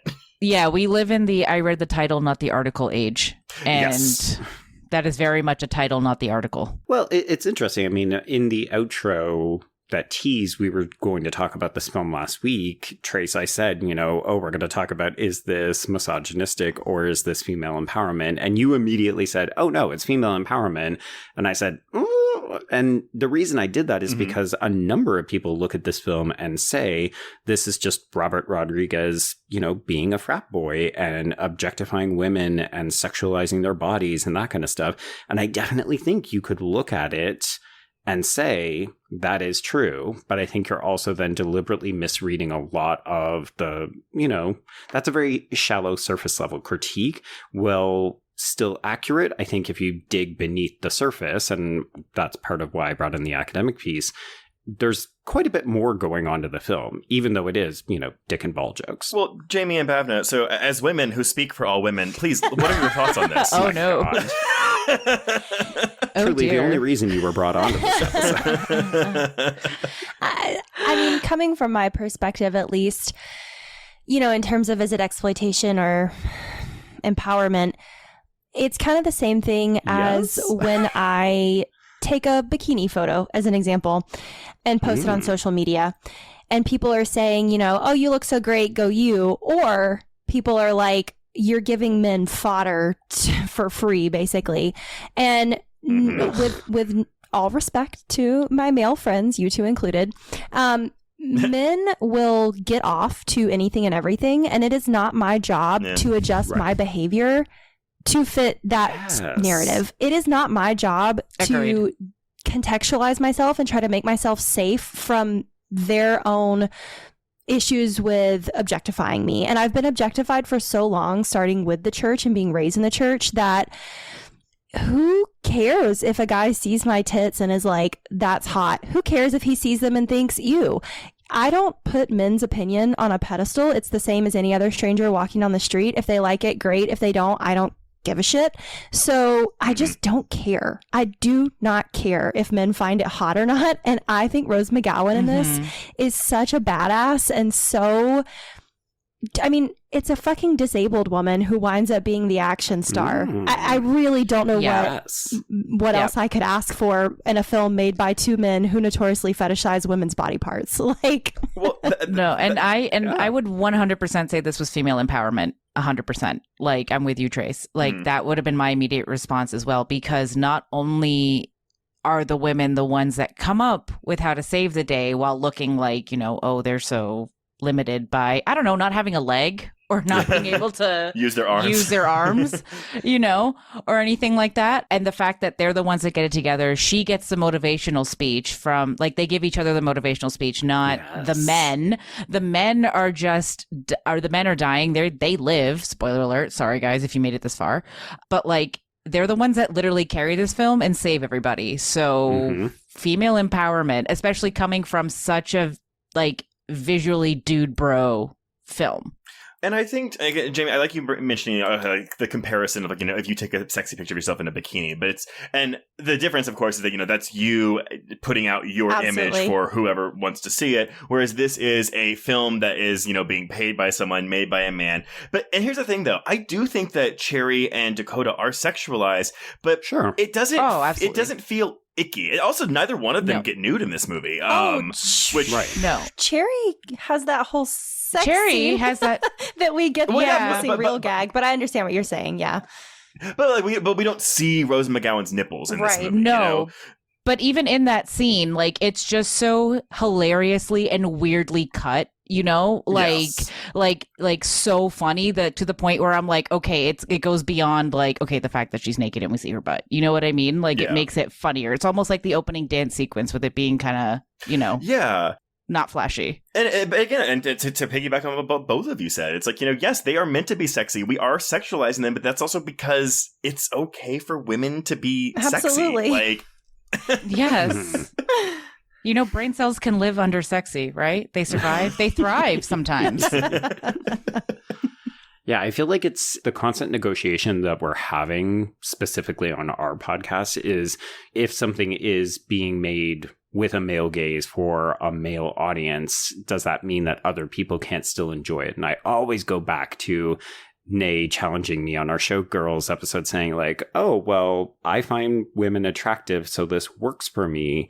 And therefore, it's a success. Like, is it problematic? Maybe, but also it's still working for me, even if I wasn't, quote unquote, the intended audience. Yeah. And I always have to check myself and say, sure, okay, this is made by Robert Rodriguez, who makes a bunch of these very, I'm going to keep saying it, slightly bro-y films.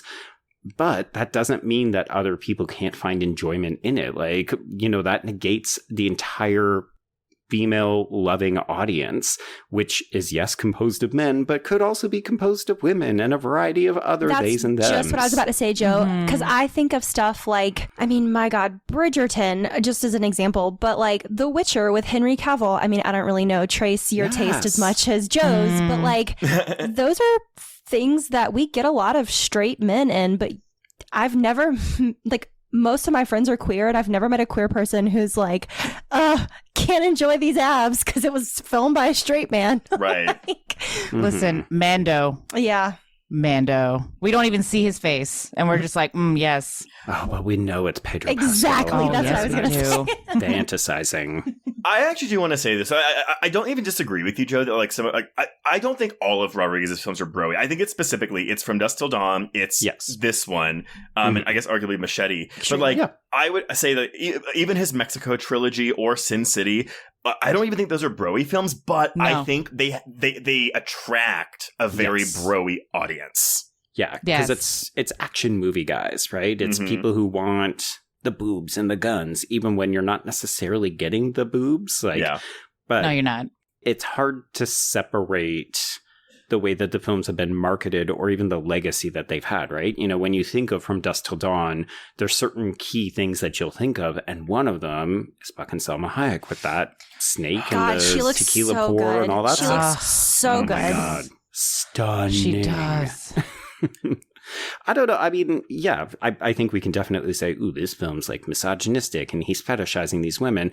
But also, specifically Marley Shelton and Rose McGowan are so gorgeous. Like, they look so fucking good. Well, they're also simultaneously kicking ass in this film. Absolutely. I'm more inclined to say yes, it's male gazy and they're being sexualized, but I would always push back on saying this is misogynistic. So Trace, just real quick too, something that I think is a little bit harder to translate from a woman's perspective into sort of for a larger audience is that the entire world is male gazy for women.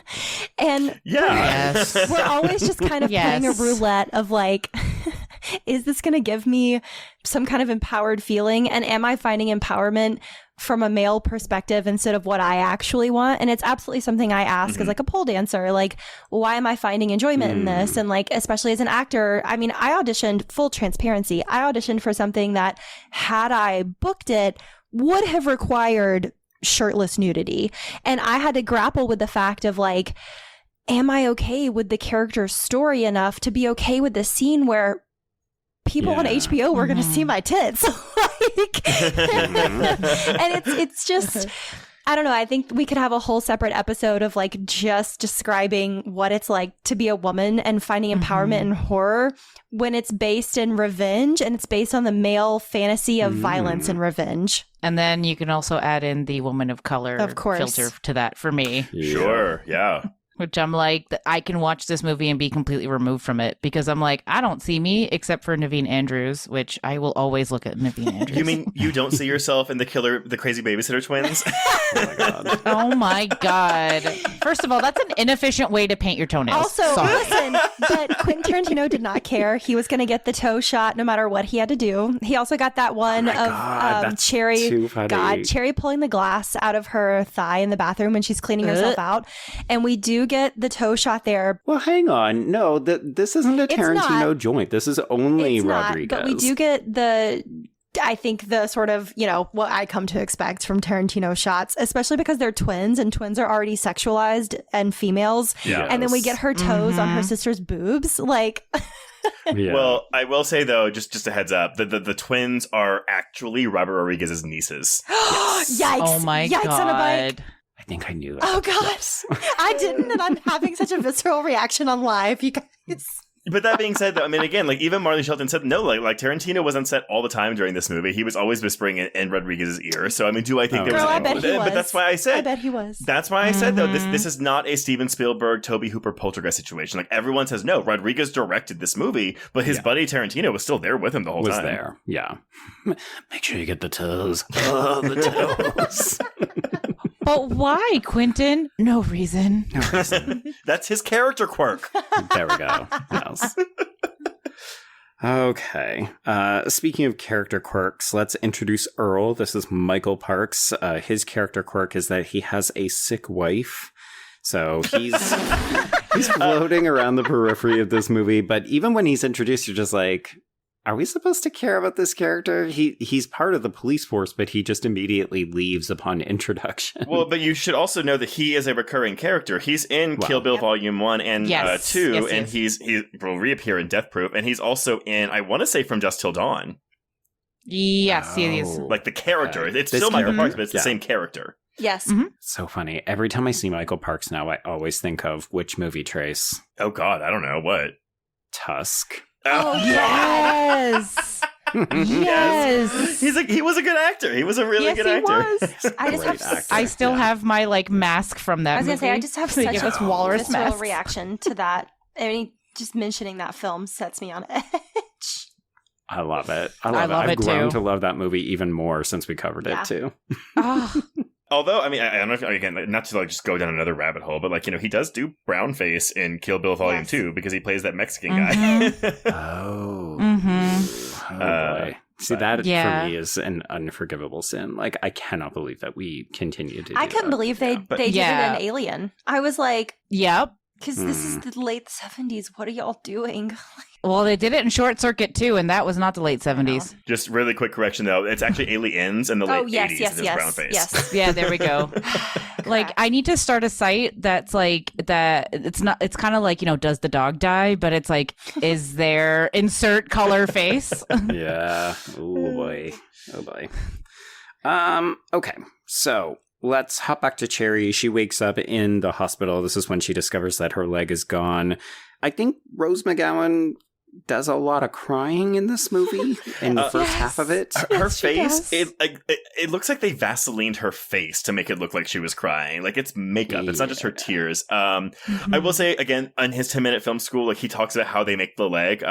It was mostly done with a cast around McGowan's leg. It was a gray cast or a green cast. Sometimes they used a gray sock and just CG'd over it. But they needed something that would hold her leg like an ankle rigid, so it would look convincing. But you see a supercut of him taking a shot of her with the green cast and then adding in all these digital effects, and boom, there you have the machine gun leg. Love it. I love that. Those first few scenes of her walking out with the table peg leg, just hurts me as someone that's currently in physiotherapy for leg issues and knee issues and can walk like that with two legs. I was just her hips, her poor hips. Yeah. I always forget how long it takes her to get the machine gun leg. She's really using this table leg for the majority of the film. And I love the physicality of McGowan's performance as she is kind of wobbling and trying to find her, I guess, new center of gravity. Yeah. Yeah. Oh. Well, she uses that leg well, I will say that. She does indeed, yeah. Okay, so we're still sort of making relationships and connections. So JT calls Sheriff Haig, and this is when it's revealed that they're actually brothers, and they're fighting because JT refuses to give over the secret of his barbecue sauce. This is the recurring joke between these two characters. It's really, and it pays off too. It does, yeah. It does. It's a surprisingly emotional beat for the two of them. So Dakota gets called in because we jumped over it. At one point, Dr. Block looked at a body and shattered his thermometer because he was so upset, but we didn't get to see why. So when his wife comes in, because he calls her, this is where we discover that it is Tammy's body, and clearly everybody knew what was going on here. So we push the queer woman into the closet, and this is when Dr. Block demands to see his wife's last 3 messages on her sidekick, and when she refuses, he uses her little friends to paralyze both of her hands. So, fun fact really quick about the Fergie thing with her. Hey, I love the no-brainer joke. I think it's so funny. Yeah, She's me too. missing her brain. Me too. Funny. But the effect here. So they had Fergie and they turned her head and there was just blood in the back. And then they had a dummy that kind of looked like Fergie and they turned that and that had the missing cavity in the back. And all he did was a digital composite. So basically there's a point when they turn the head where the head becomes the dummy head. But you can't see it because the digital effect is so good. I'm impressed. He is really, really good at FX. Well, like some of that Spy Kid shit looks not great because again, he is filming it in his garage. But then you also realize he's filming it in his garage and it looks this good. Like it's impressive stuff. Because again, a lesser filmmaker for this brainless bit, it would have just been, we're going to stick a green screen like on the back, a green cap on the back of Fergie's head, and we're just going to CGI in. And that's what would happen nowadays. No, this is a real practical effect. It's just they use CGI to make the transition seamless. Crazy. Yes, you do it. I love the practical effects. Always and forever. But yes, anyway, sorry. Back to poor Dakota losing the use of her arms, her hands. God bless. Yeah. I love, I mean, Trace, you mentioned that this is the sequence that Rodriguez did as his film school, but I love the way that this is shot when he's jabbing her. Yeah. And honestly, even putting the two of the sidekicks together, I was like, it's just visually interesting. I forgot sidekicks could do that until I rewatched it. I was like, oh yeah. Again, they were my preferred early to mid-aughts phone. So I was like, yes, this is my, I was living. And also, Joe, how have I never noticed that he quite literally shoves her back in a closet? What the fuck? I know, I didn't catch that either until you said that. I will say credit to, I believe it's Joshua Anderson for his Dread Central recurring column, the Lone Queer, I believe. So he noted that, and I realized immediately, we should always be noticing when queer people get put in closets. And then there's his name. So somebody named Block shoved a queer person back in the closet. Yeah. And the reason I'm saying specifically queer is because a lot of people do read Dakota as a lesbian, but we don't know how she identifies. Like, she clearly doesn't like her husband, but that doesn't necessarily mean she can't be bisexual or pansexual. Right. So I'm just saying queer umbrella. And I'm always going to say, please just let bi people exist. Please don't tell them they have to be one or the other. Yes. Yeah. I mean, I will say I do personally read her as more canonically lesbian because she makes eyes at Cherry several times, and she has some great scene. Butch energy right at the end when she's holding that giant gun on the beach. Yeah.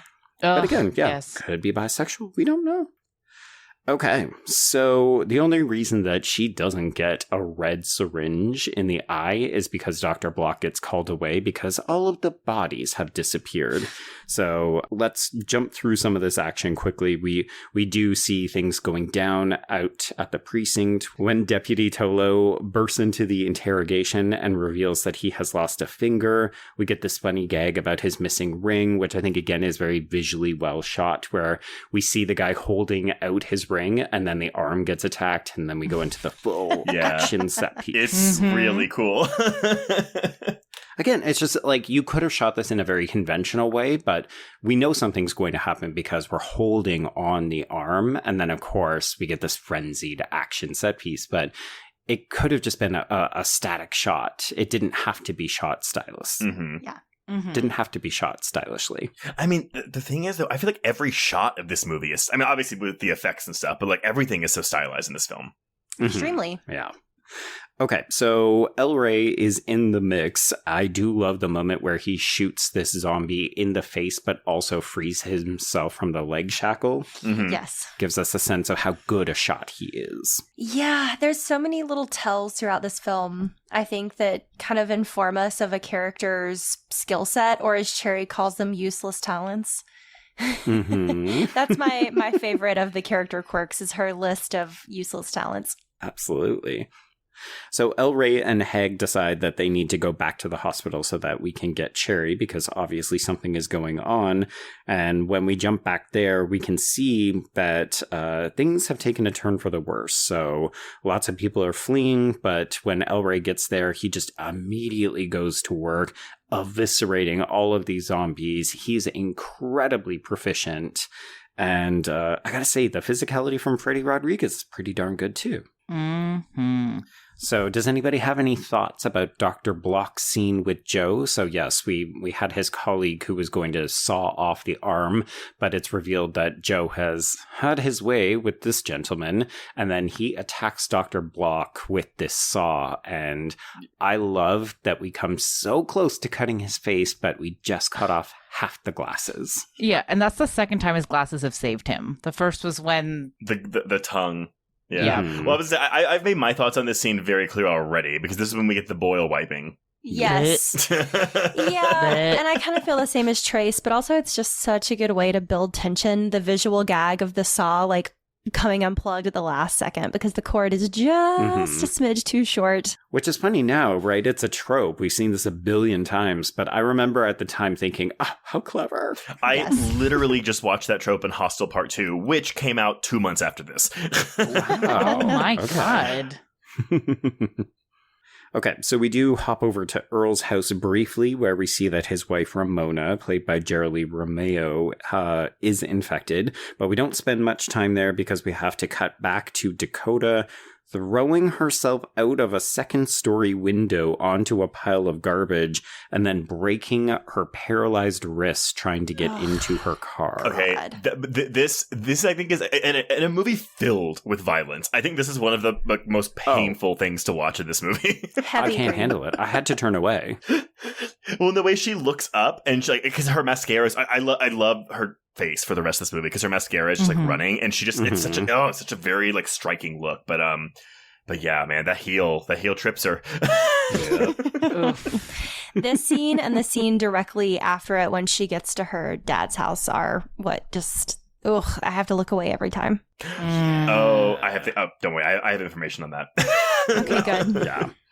Okay, so just in case we thought that Dakota couldn't handle herself, you know, in some ways it's jokey and also awful when she breaks her wrist, but then she gets into the car, realizes that she's not going to be able to use the hands. So I love how she's got this ingenuity where she knows to use her wristwatch so that she can use the manual. There we go. The manual steering. Yeah. Yeah. But I also love though is that she hits every single car in the parking lot on her way out. God, it's so good. It's so good. It's a great visual too, right? Yeah. She's resourceful.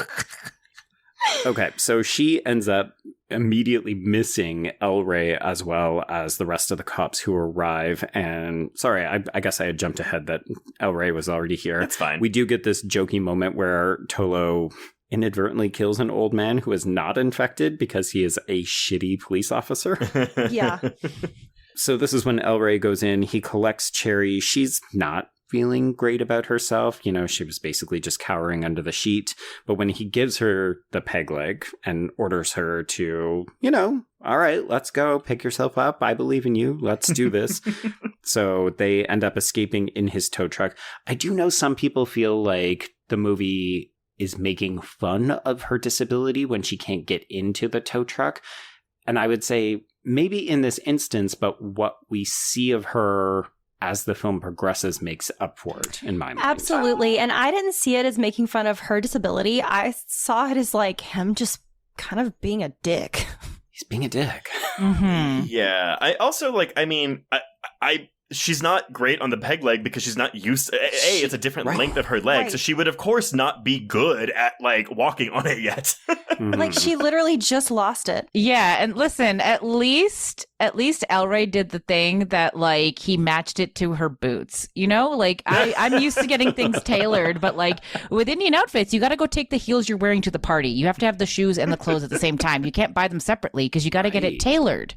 Yeah. So, I mean, that's the first thing I noticed. I remember noticing that back in the theaters too. I was just like, that was smart. That was smart. Red. Style icon. Yeah, between this and The Proposal, I was like, low key, the bar is in hell for straight men, but he's above it at least. So it's true. So Dakota ends up getting back home so that she can collect Tony. The babysitter twins, who we've not said are played by Electra Stone and Elise Allen. They are not happy that her friend never came to collect Tony, so they do end up taking it out on her car when Dakota tries to leave.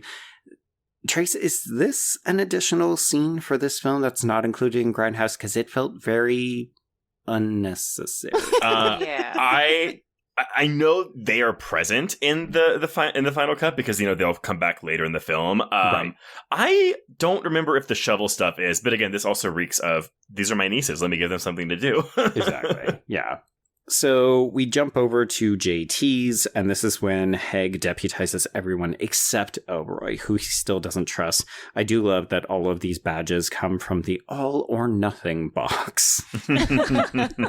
This is when Haig instructs everyone not to shoot him, and we get a fake-out scene where we think that JT has been killed and his dog Rusty is eating his intestines, but it turns out that he's actually just eating sausage links, and JT is very happy because he likes the taste of the sauce, and this is when Haig says, "It's because it has your blood in it." Also, the shovel scene is in both versions. Okay, noted. Interesting. Also, we do get this really funny gag of El Rey eating a link of the sausage and saying, "Good sausage." Yes. Good sausage. Again, Best in Texas. He never resists a chance to bite his barbecue, ever. Ever. Truly. And it seems also very, again, maybe it's because I have a dirty mind, but very homoerotic to me. Mm-hmm. Truly. Mm-hmm. Oh, these sausage links were just over your body? Let me take a bite. How else were you going to get them seasoned? Truly. So this is a part that I'm sure people who have listened to this podcast for a long time can probably anticipate that I laughed at. Oh, I 100% laughed every single fucking time. I think I didn't believe it at first when I first saw it. I was like, there's no way. So of course we're talking about the scene where Dakota leaves her very young son in a car by himself with a gun, and it gives him explicit instructions. Don't point it at yourself.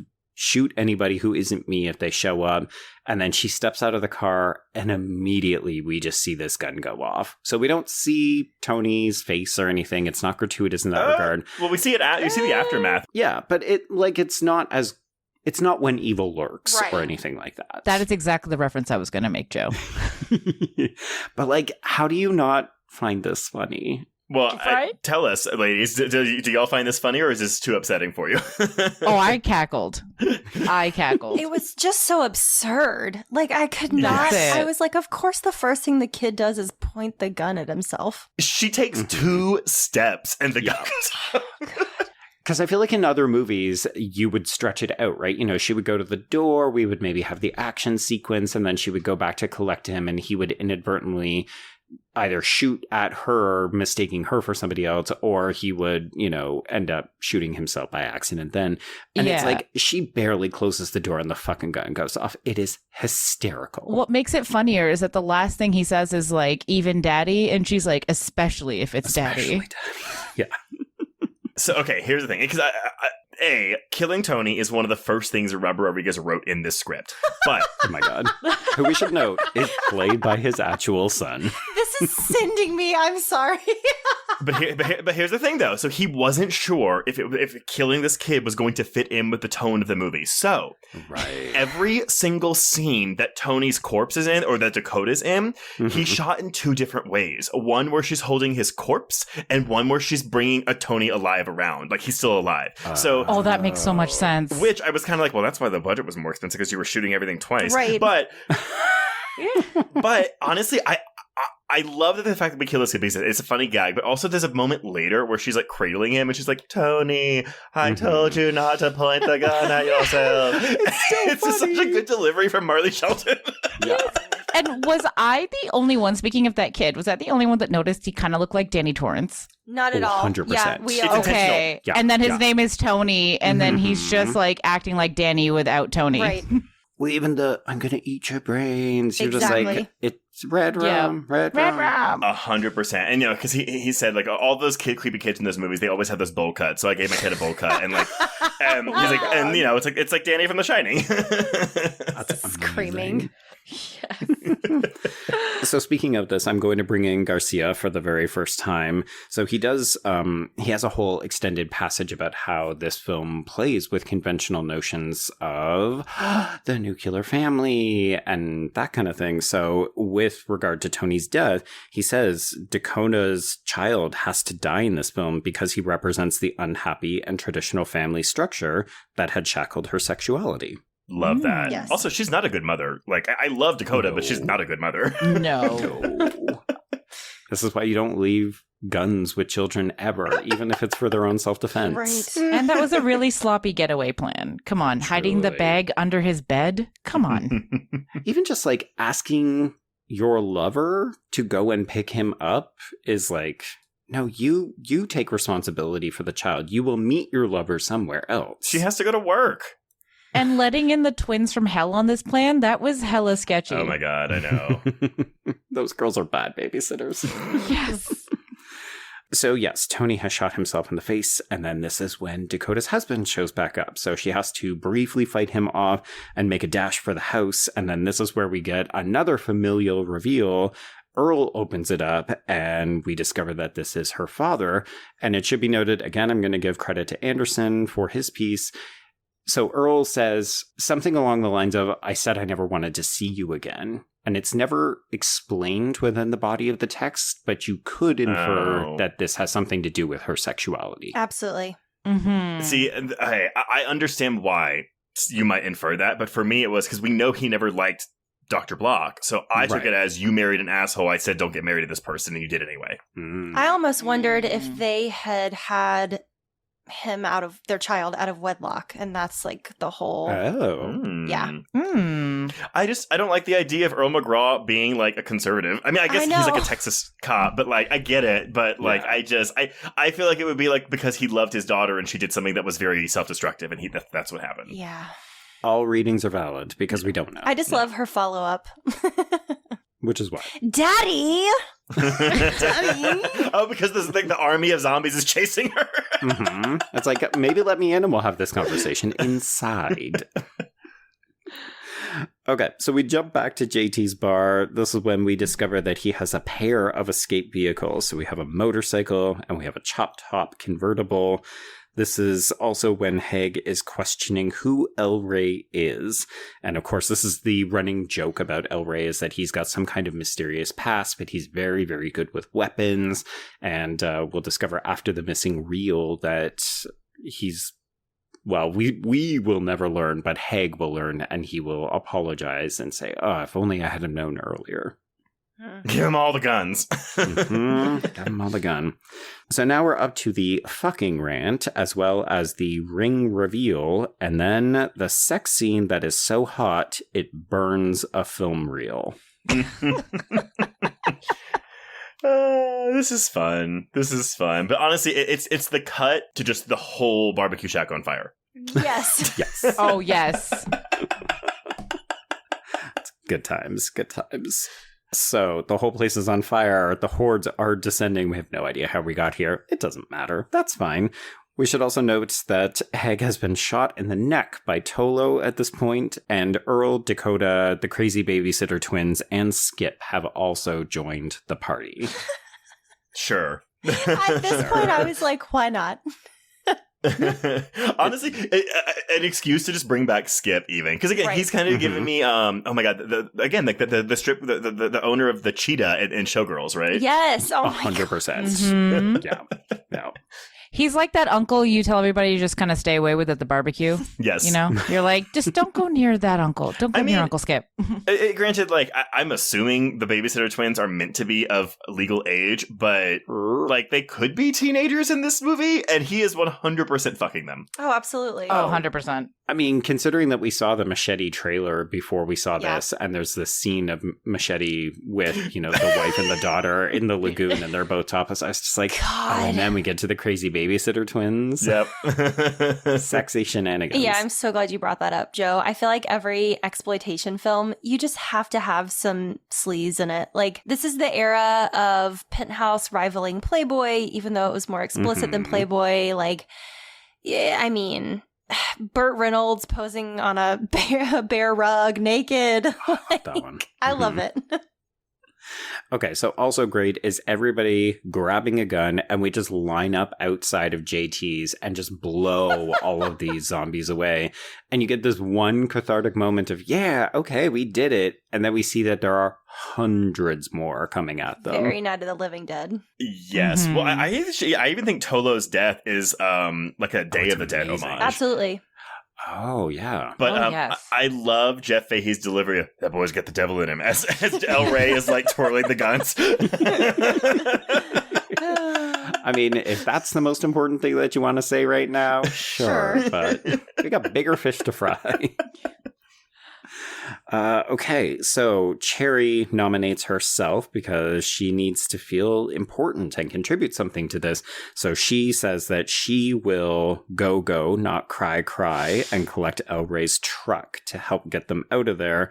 And he covers her because, as we learn for the first of many, many times, he never misses. Oh, yep. So she drives the vehicle into the building. The survivors pile in. This is when Earl seemingly martyrs himself by staying behind. And then we take off in this killdozer. Cherry's useless talent is that she can ride a bike. So Dakota jumps on with her, gives her a bit of a squeeze around the midsection. Okay, but again, really funny physical comedy. Oh, yes. Anyone else have a car? And then like Marley Shelton's limp hand just goes Yes.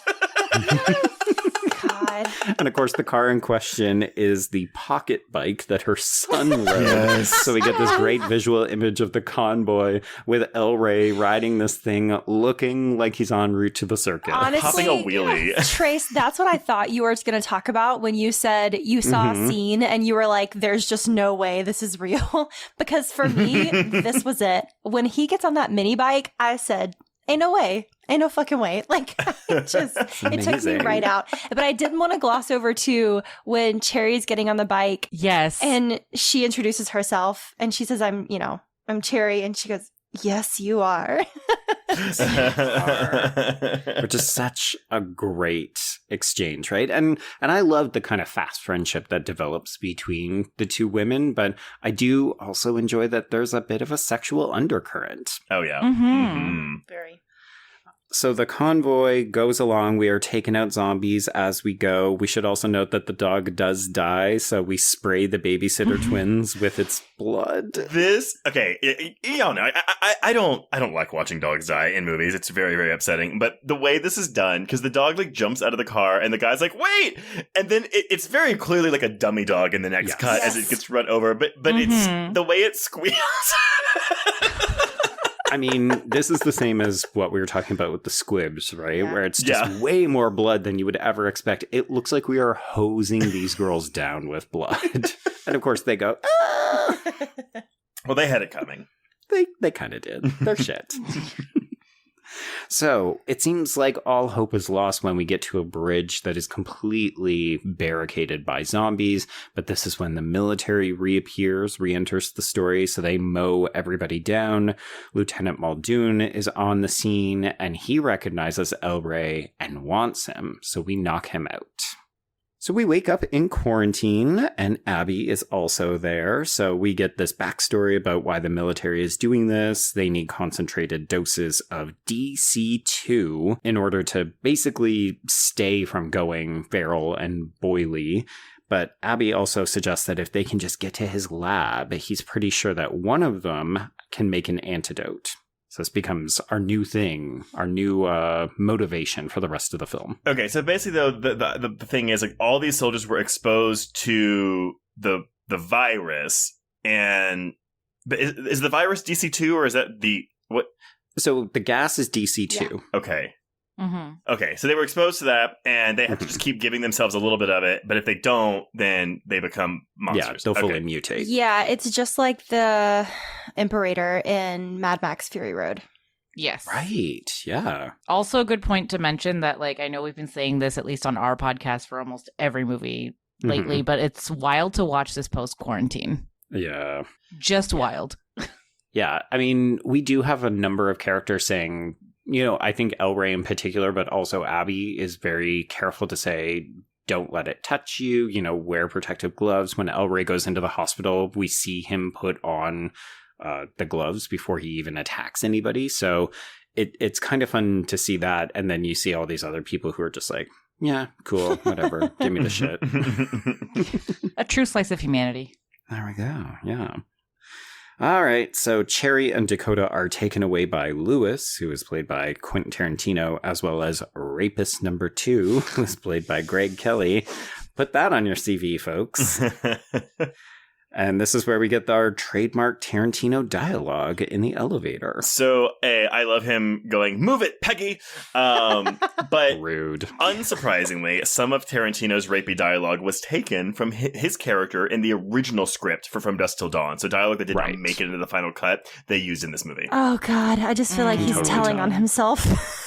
Mm-hmm. Yeah. Like he really wanted to use that dialogue. Yeah. Well, why is he playing? I mean, I guess in some ways it's him saying, "Oh, we're doing it all again." So of course it makes sense for me to come back and play this character. But also, ew. Yeah, and like I do feel sorry. Just a little side note for Rapist Number 2. I feel for you. In my grade 12 There's a soundbite. play. Yeah, no. In my grade 12 final production we did for our drama classes, we had to do a play. Like we all threw it on, and we did, the whole class was involved in every single way. We submitted to drama festivals. Joe, you might know the Sears Drama Festival. Oh, right. Okay. And it was an ensemble piece. And literally the only person that got a name was the lead. And I was Man 2.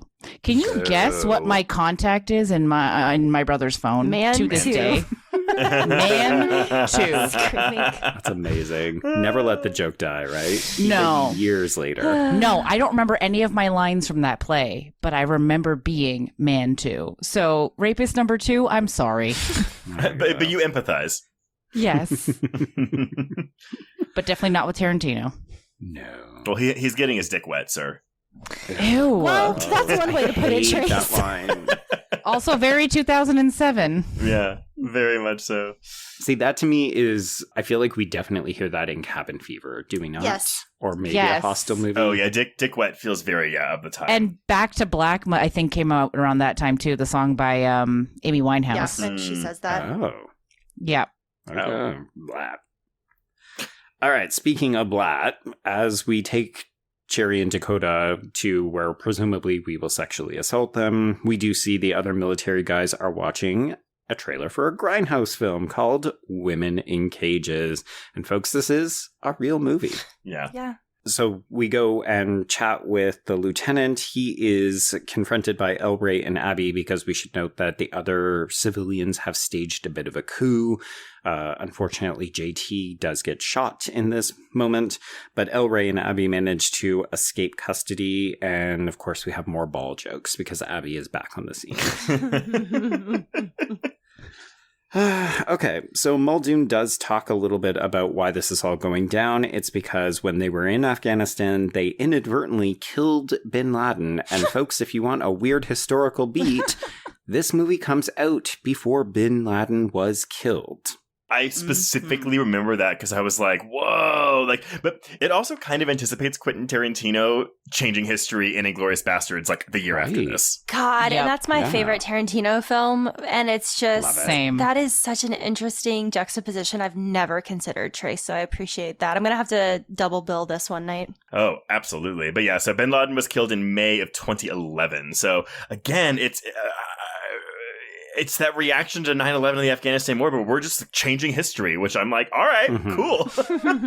Yeah. And specifically, you know, like so much about this movie is about how historical structures of power disintegrate the minute that things start to kind of hit the fan, right? So the military is presented as a bit of a powerhouse in the film, but they're also repeatedly undercut by either their own hubris, the fact that they've got rapists within them. But, you know, we learned that they did all of this. Like Muldoon and his men did this in part because they were cast aside by the government. So they did the U.S. service by killing a terrorist. But then because they weren't supposed to do that, or no one is supposed to know about it, they were gassed and left for dead. Jesus. I mean, that's stark. Yeah, and I think of, you know, Agent Orange from the Vietnam War. Yep. Oh, yeah. Mm-hmm. Which I think you're definitely supposed to. Oh, yeah. And I mean, the broader theme of, like, how dare these men, we're presuming straight white men, not get their due or whatever they imagined they were going to get. Right. You know, totally worth burning the world down, guys. Totally worth it. Yeah. Because they're going to get the cure out of this because they're forcing an apocalypse on people. So they have to be taken seriously. But also entitlement. Mm-hmm. Well, because, yeah, they're just like, oh, we're going to release it into the world so we can test them, experiment on people to find the cure. That logic makes sense. Sure. Well, they just don't care about anybody else. Nah. No. Again, pandemic behavior. Mm-hmm. So, in captivity, this is when we get Dakota encouraging Cherry that she will find a use for her useless talents, and that if she is ever in doubt, she should just ask for help and reach up. It's a nice moment. And it is also foreshadowing. Mm-hmm. This is when Lewis does come back and he orders Cherry to dance. He wants her to use that leg, so she does. I ain't never seen a one-legged stripper, and I've been to Morocco. That killed me. Tarantino. He's like, I've seen a lot of fucked up shit in my day. I'm like, what does Morocco have to do with this? It's really funny. I mean, it's funny in a classic Quentin Tarantino kind of way where you're just like, oh boy, okay. At least he's not dropping the N-word every other word, you know, Truly like he not. likes to do when he casts himself in something. Again, the bar, hell. Yeah. I mean, set a low bar. Well, at least he's not being completely fucking racist. Oh, wait, he's talking about Morocco. Never Quentin mind. Tarantino plays the same character in literally everything. Sure. And I'm thinking of Alias right now, where everyone thought he was the man, but he was somebody else. I forgot his character's name. Wait, is he man number 2? Oh, no, that's me. Oh. No, but he plays literally the same guy in everything, and it's like we're not Michael Ceraing him. I feel like, okay, so here's the thing, because I want to say he just plays himself in every movie, but I think so. But a part of me, and again, if I'm being generous, wants to say he is playing the public perception of Quentin Tarantino in all of his roles. The perv, the acerbic perv. Yeah. He's playing like Nick Cage in The Unbearable Weight of Massive Talent. Well, like, yeah, like that version of Nicolas Cage, yeah. Yes, exactly. But nevertheless, Joe, what happens here? Yeah, so she does end up hitting him in the face with the peg leg, and then she jams it into his eye socket. I do love the fact that this does not take him out. He still wants to rape her. The problem is that his genitals are falling off in goops and bits. Just more ball humor here. Yeah. Yeah. But this is where Dakota gets to step up. So she ends up using her yellow friend. So she gets rapist number 2 subdued, paralyzed with it. And then she shoots Lewis in the eye, his other eye, with a red syringe. Well, this is also because she gets the use of her arms back. And it's like, yeah, if she had had this ability the entire time, Right. She would have been super powerful. Right. Yeah, so we do see Lewis puke out his guts, and then this is when Cherry blows him through the door with her newfound machine gun leg. That has a grenade launcher on it somehow. Yeah. And just watching her shoot him through the door and then take out all of these men who are watching the Women in Cages trailer, it's so satisfying. Oh, yes.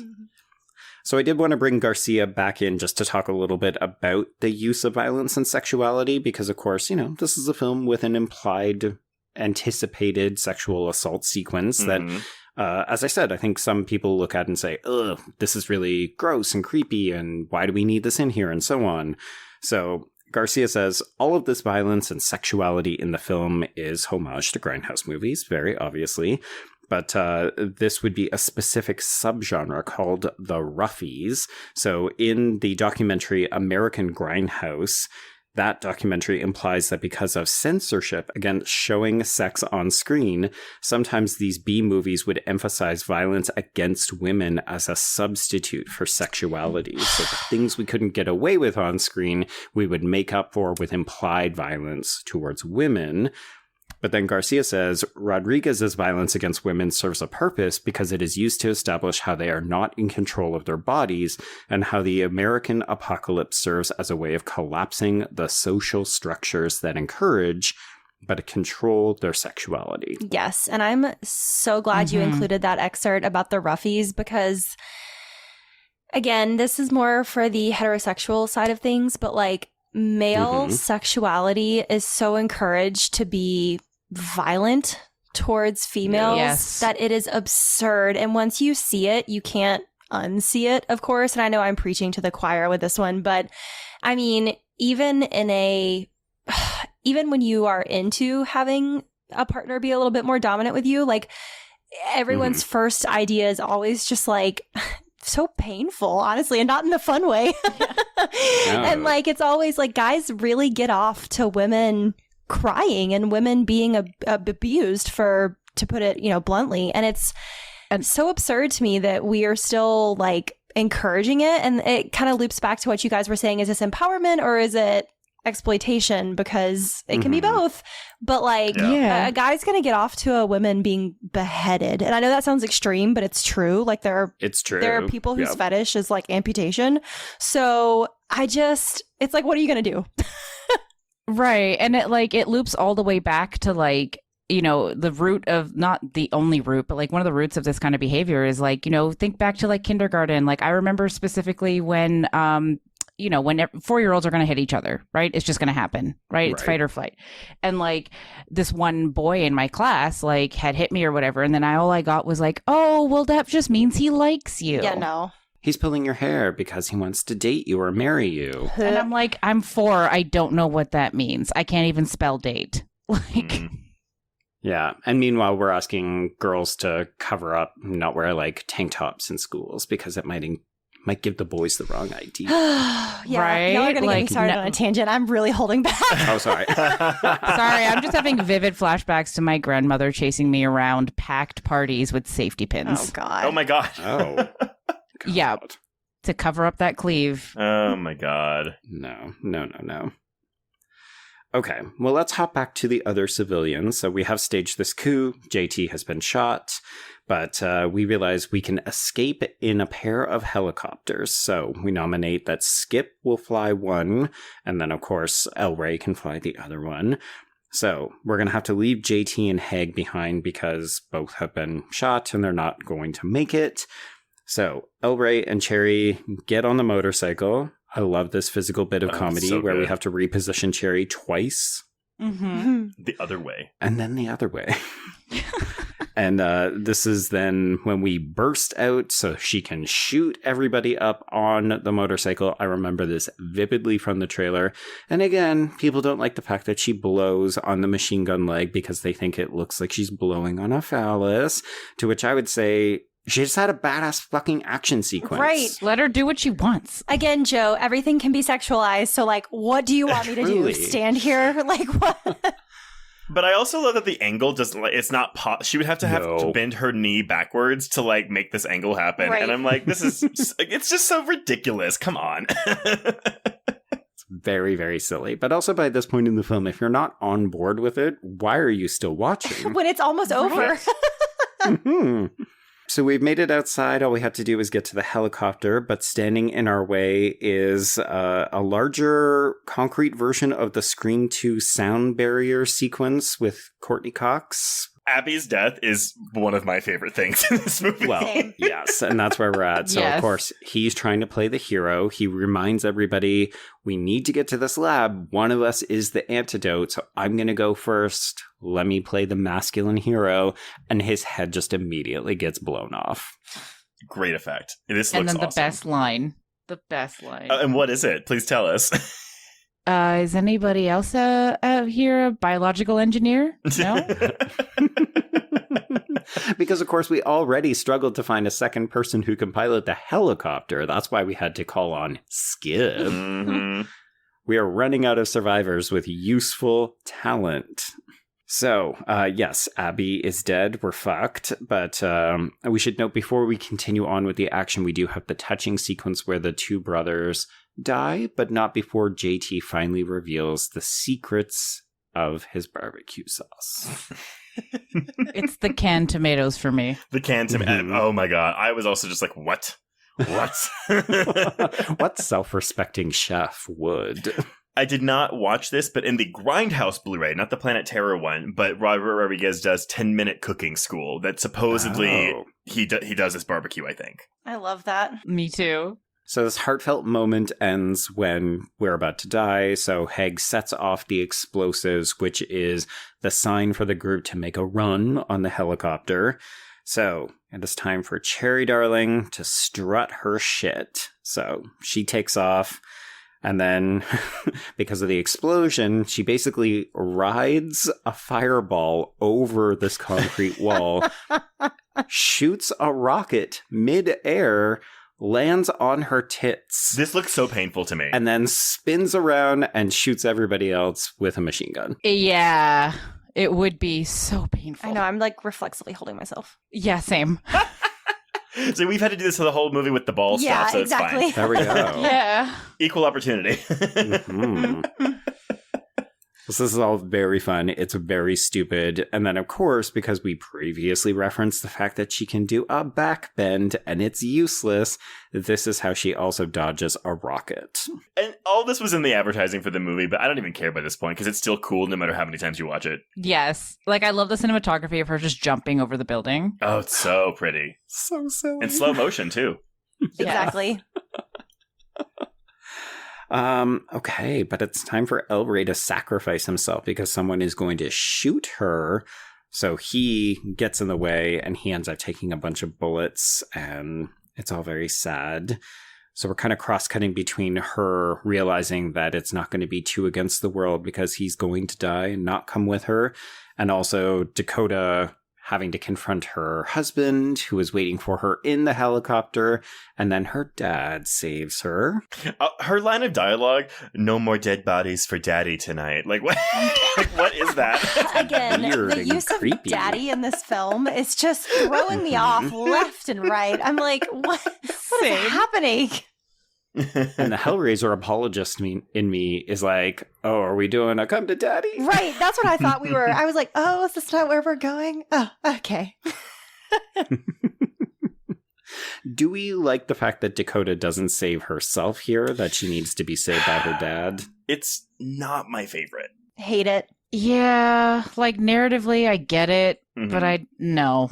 I kind of accepted that Earl was dead, Yeah. so I would have been happy. Like, we've seen her lightning fast reflexes with the syringes, and it feels like, you know, Cherry has gotten to redeem herself and become this action superhero, and I really wanted this for Dakota, like, to have the opportunity to fuck up her deadbeat husband.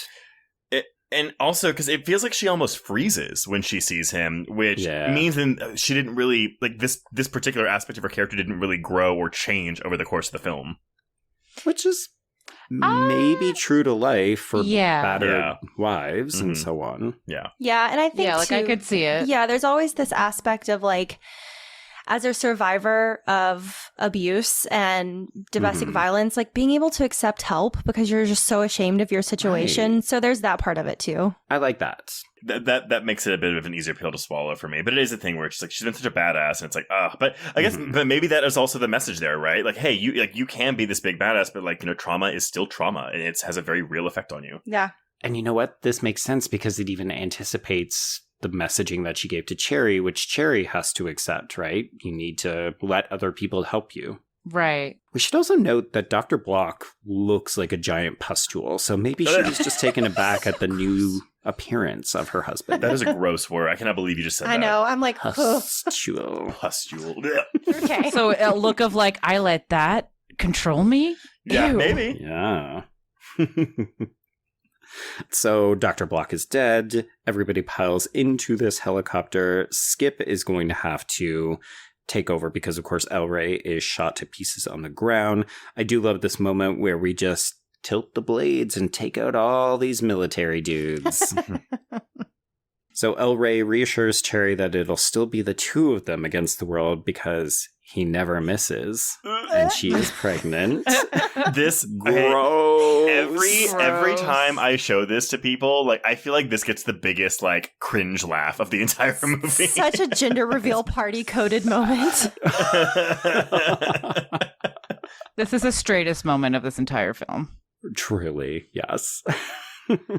Although I do love the fact that it's not like, and he'll be fine. He's not going to stay with her and he'll be okay. It's like, no, this motherfucker's dead. Like, you get his baby, but he's done. Yeah. God. And this is right up there with like some stellar, like My Immortal style fanfic writing. Like, love it. So he is dead, more or less. And this is when Dakota is encouraging Cherry to grab the rope. She gets lifted away into the night sky. And then we transition to a caravan of survivors. And a significant amount of time has passed. We don't know quite how much yet, but they're wandering in what appears to be much warmer climates. Because, of course, El Rey always said, go to Mexico, get your back against the water so you can defend yourself. And since that antidote is not happening with Abby's exploded head, this is what we do. We head down to Mexico, which I also love because so much of this movie is rah-rah, Americana, the military will save you. It's like, nope, go to Mexico. Go to Mexico. Mexico is your safest bet. So I will say this does not look good. This looks super fucking fake. Mm-hmm. I think it's meant to be Chichen Itza or maybe Tulum. Yes. Yeah, I think it looks very Chichen Itza and very Tulum. Like, that's what I was going to say, too. Yeah, and it was funny because Rodriguez had talked to this. He was like, yeah, everyone was really excited they were going to get to go to a beach in Mexico, but they came and it was just a bunch of sand with a green screen. I went to Mexico and shot the green screen shot myself to save money.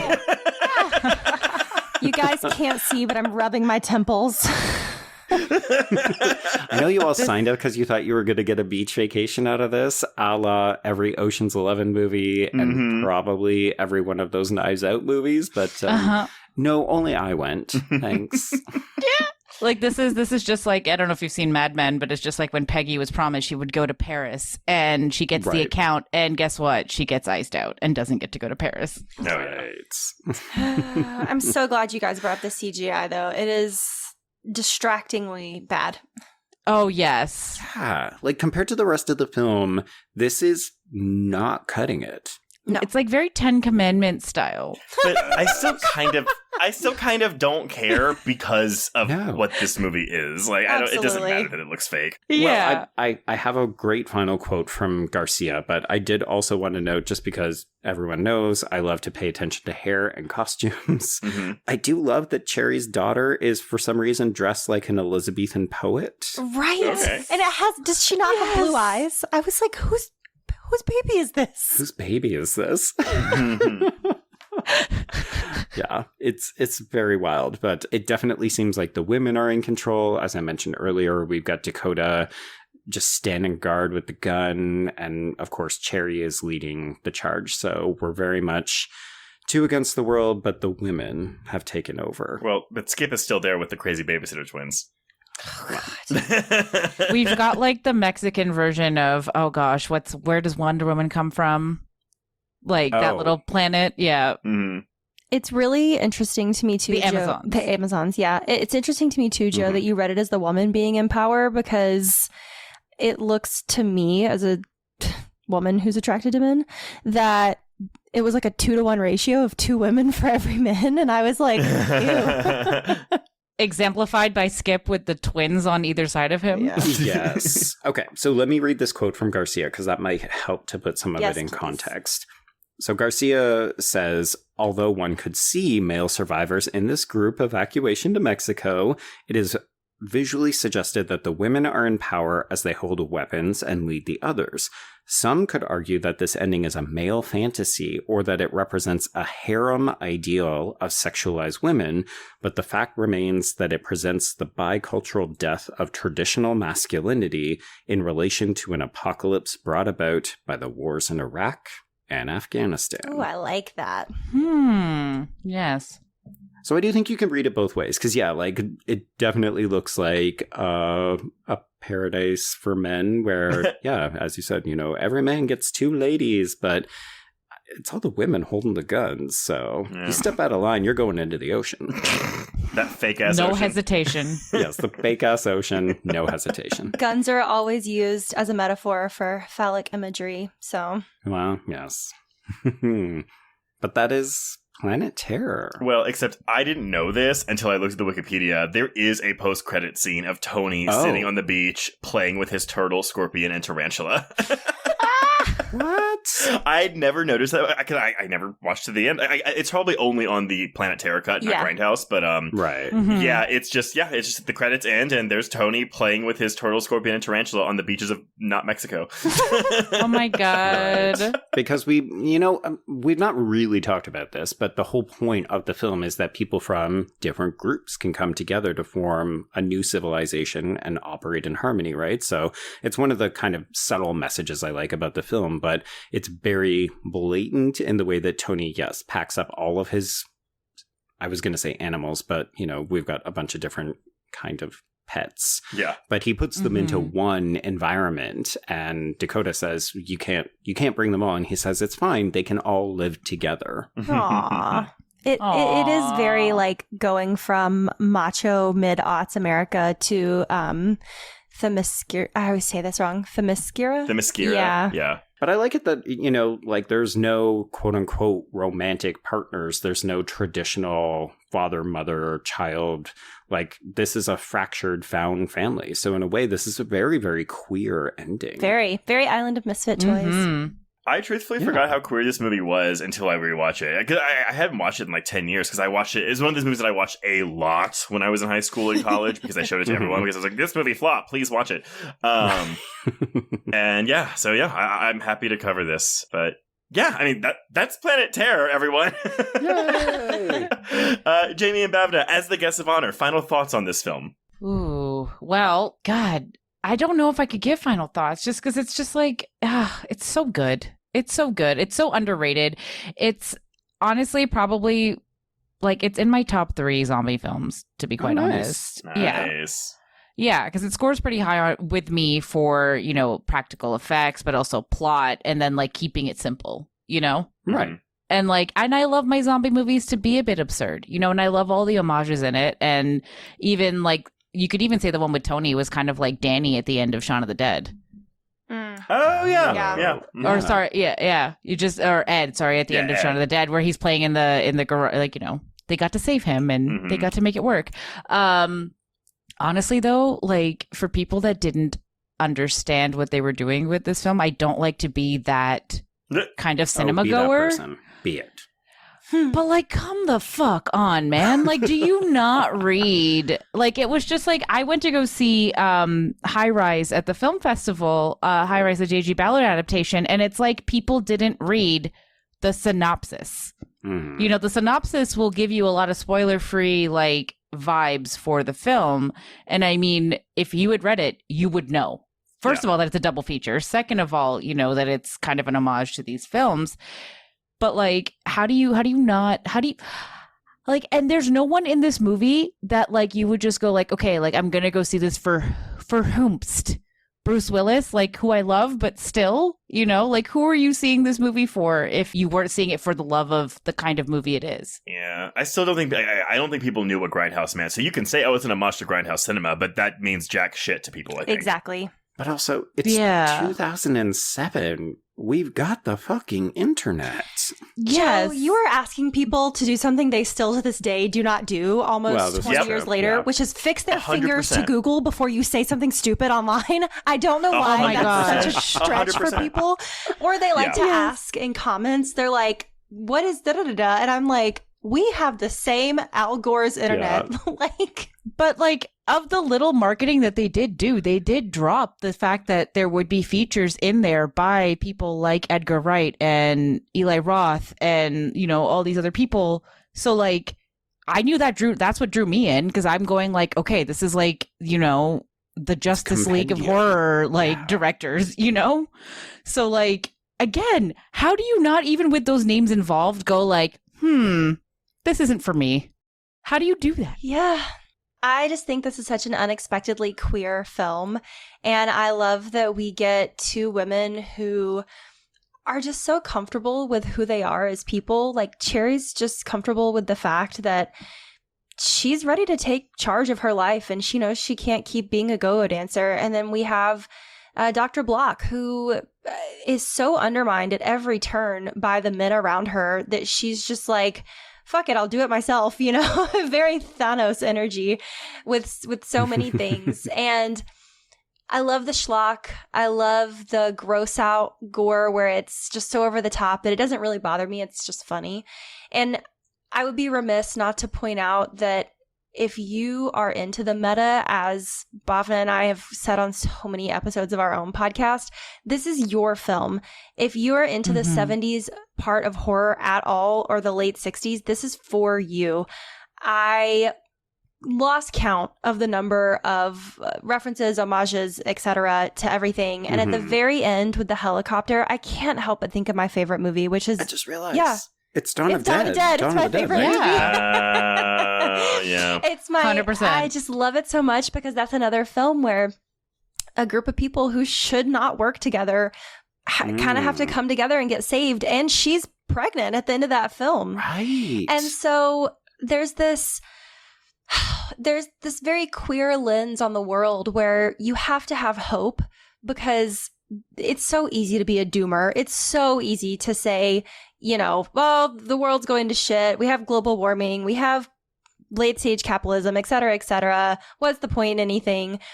But I mean, you guys know, it's your lived experience. If you don't have hope as a queer person and kind of that found family vibe, what are we doing? What are we doing with our lives? So anyways, I say all that to say, this is just so unexpectedly... I don't want to say progressive. That's not really the word I'm looking for. It's just so unexpectedly refreshing coming from a 2007 film by Robert Rodriguez. Yes. He did a really good job Trojan horsing the good shit into this movie. And you know what I mean? I think a lot of that was the actors involved as well. And one last nod that I did love is that we do just get that little snippet of Bruce Willis, but we only see him from the front for couple seconds, if that.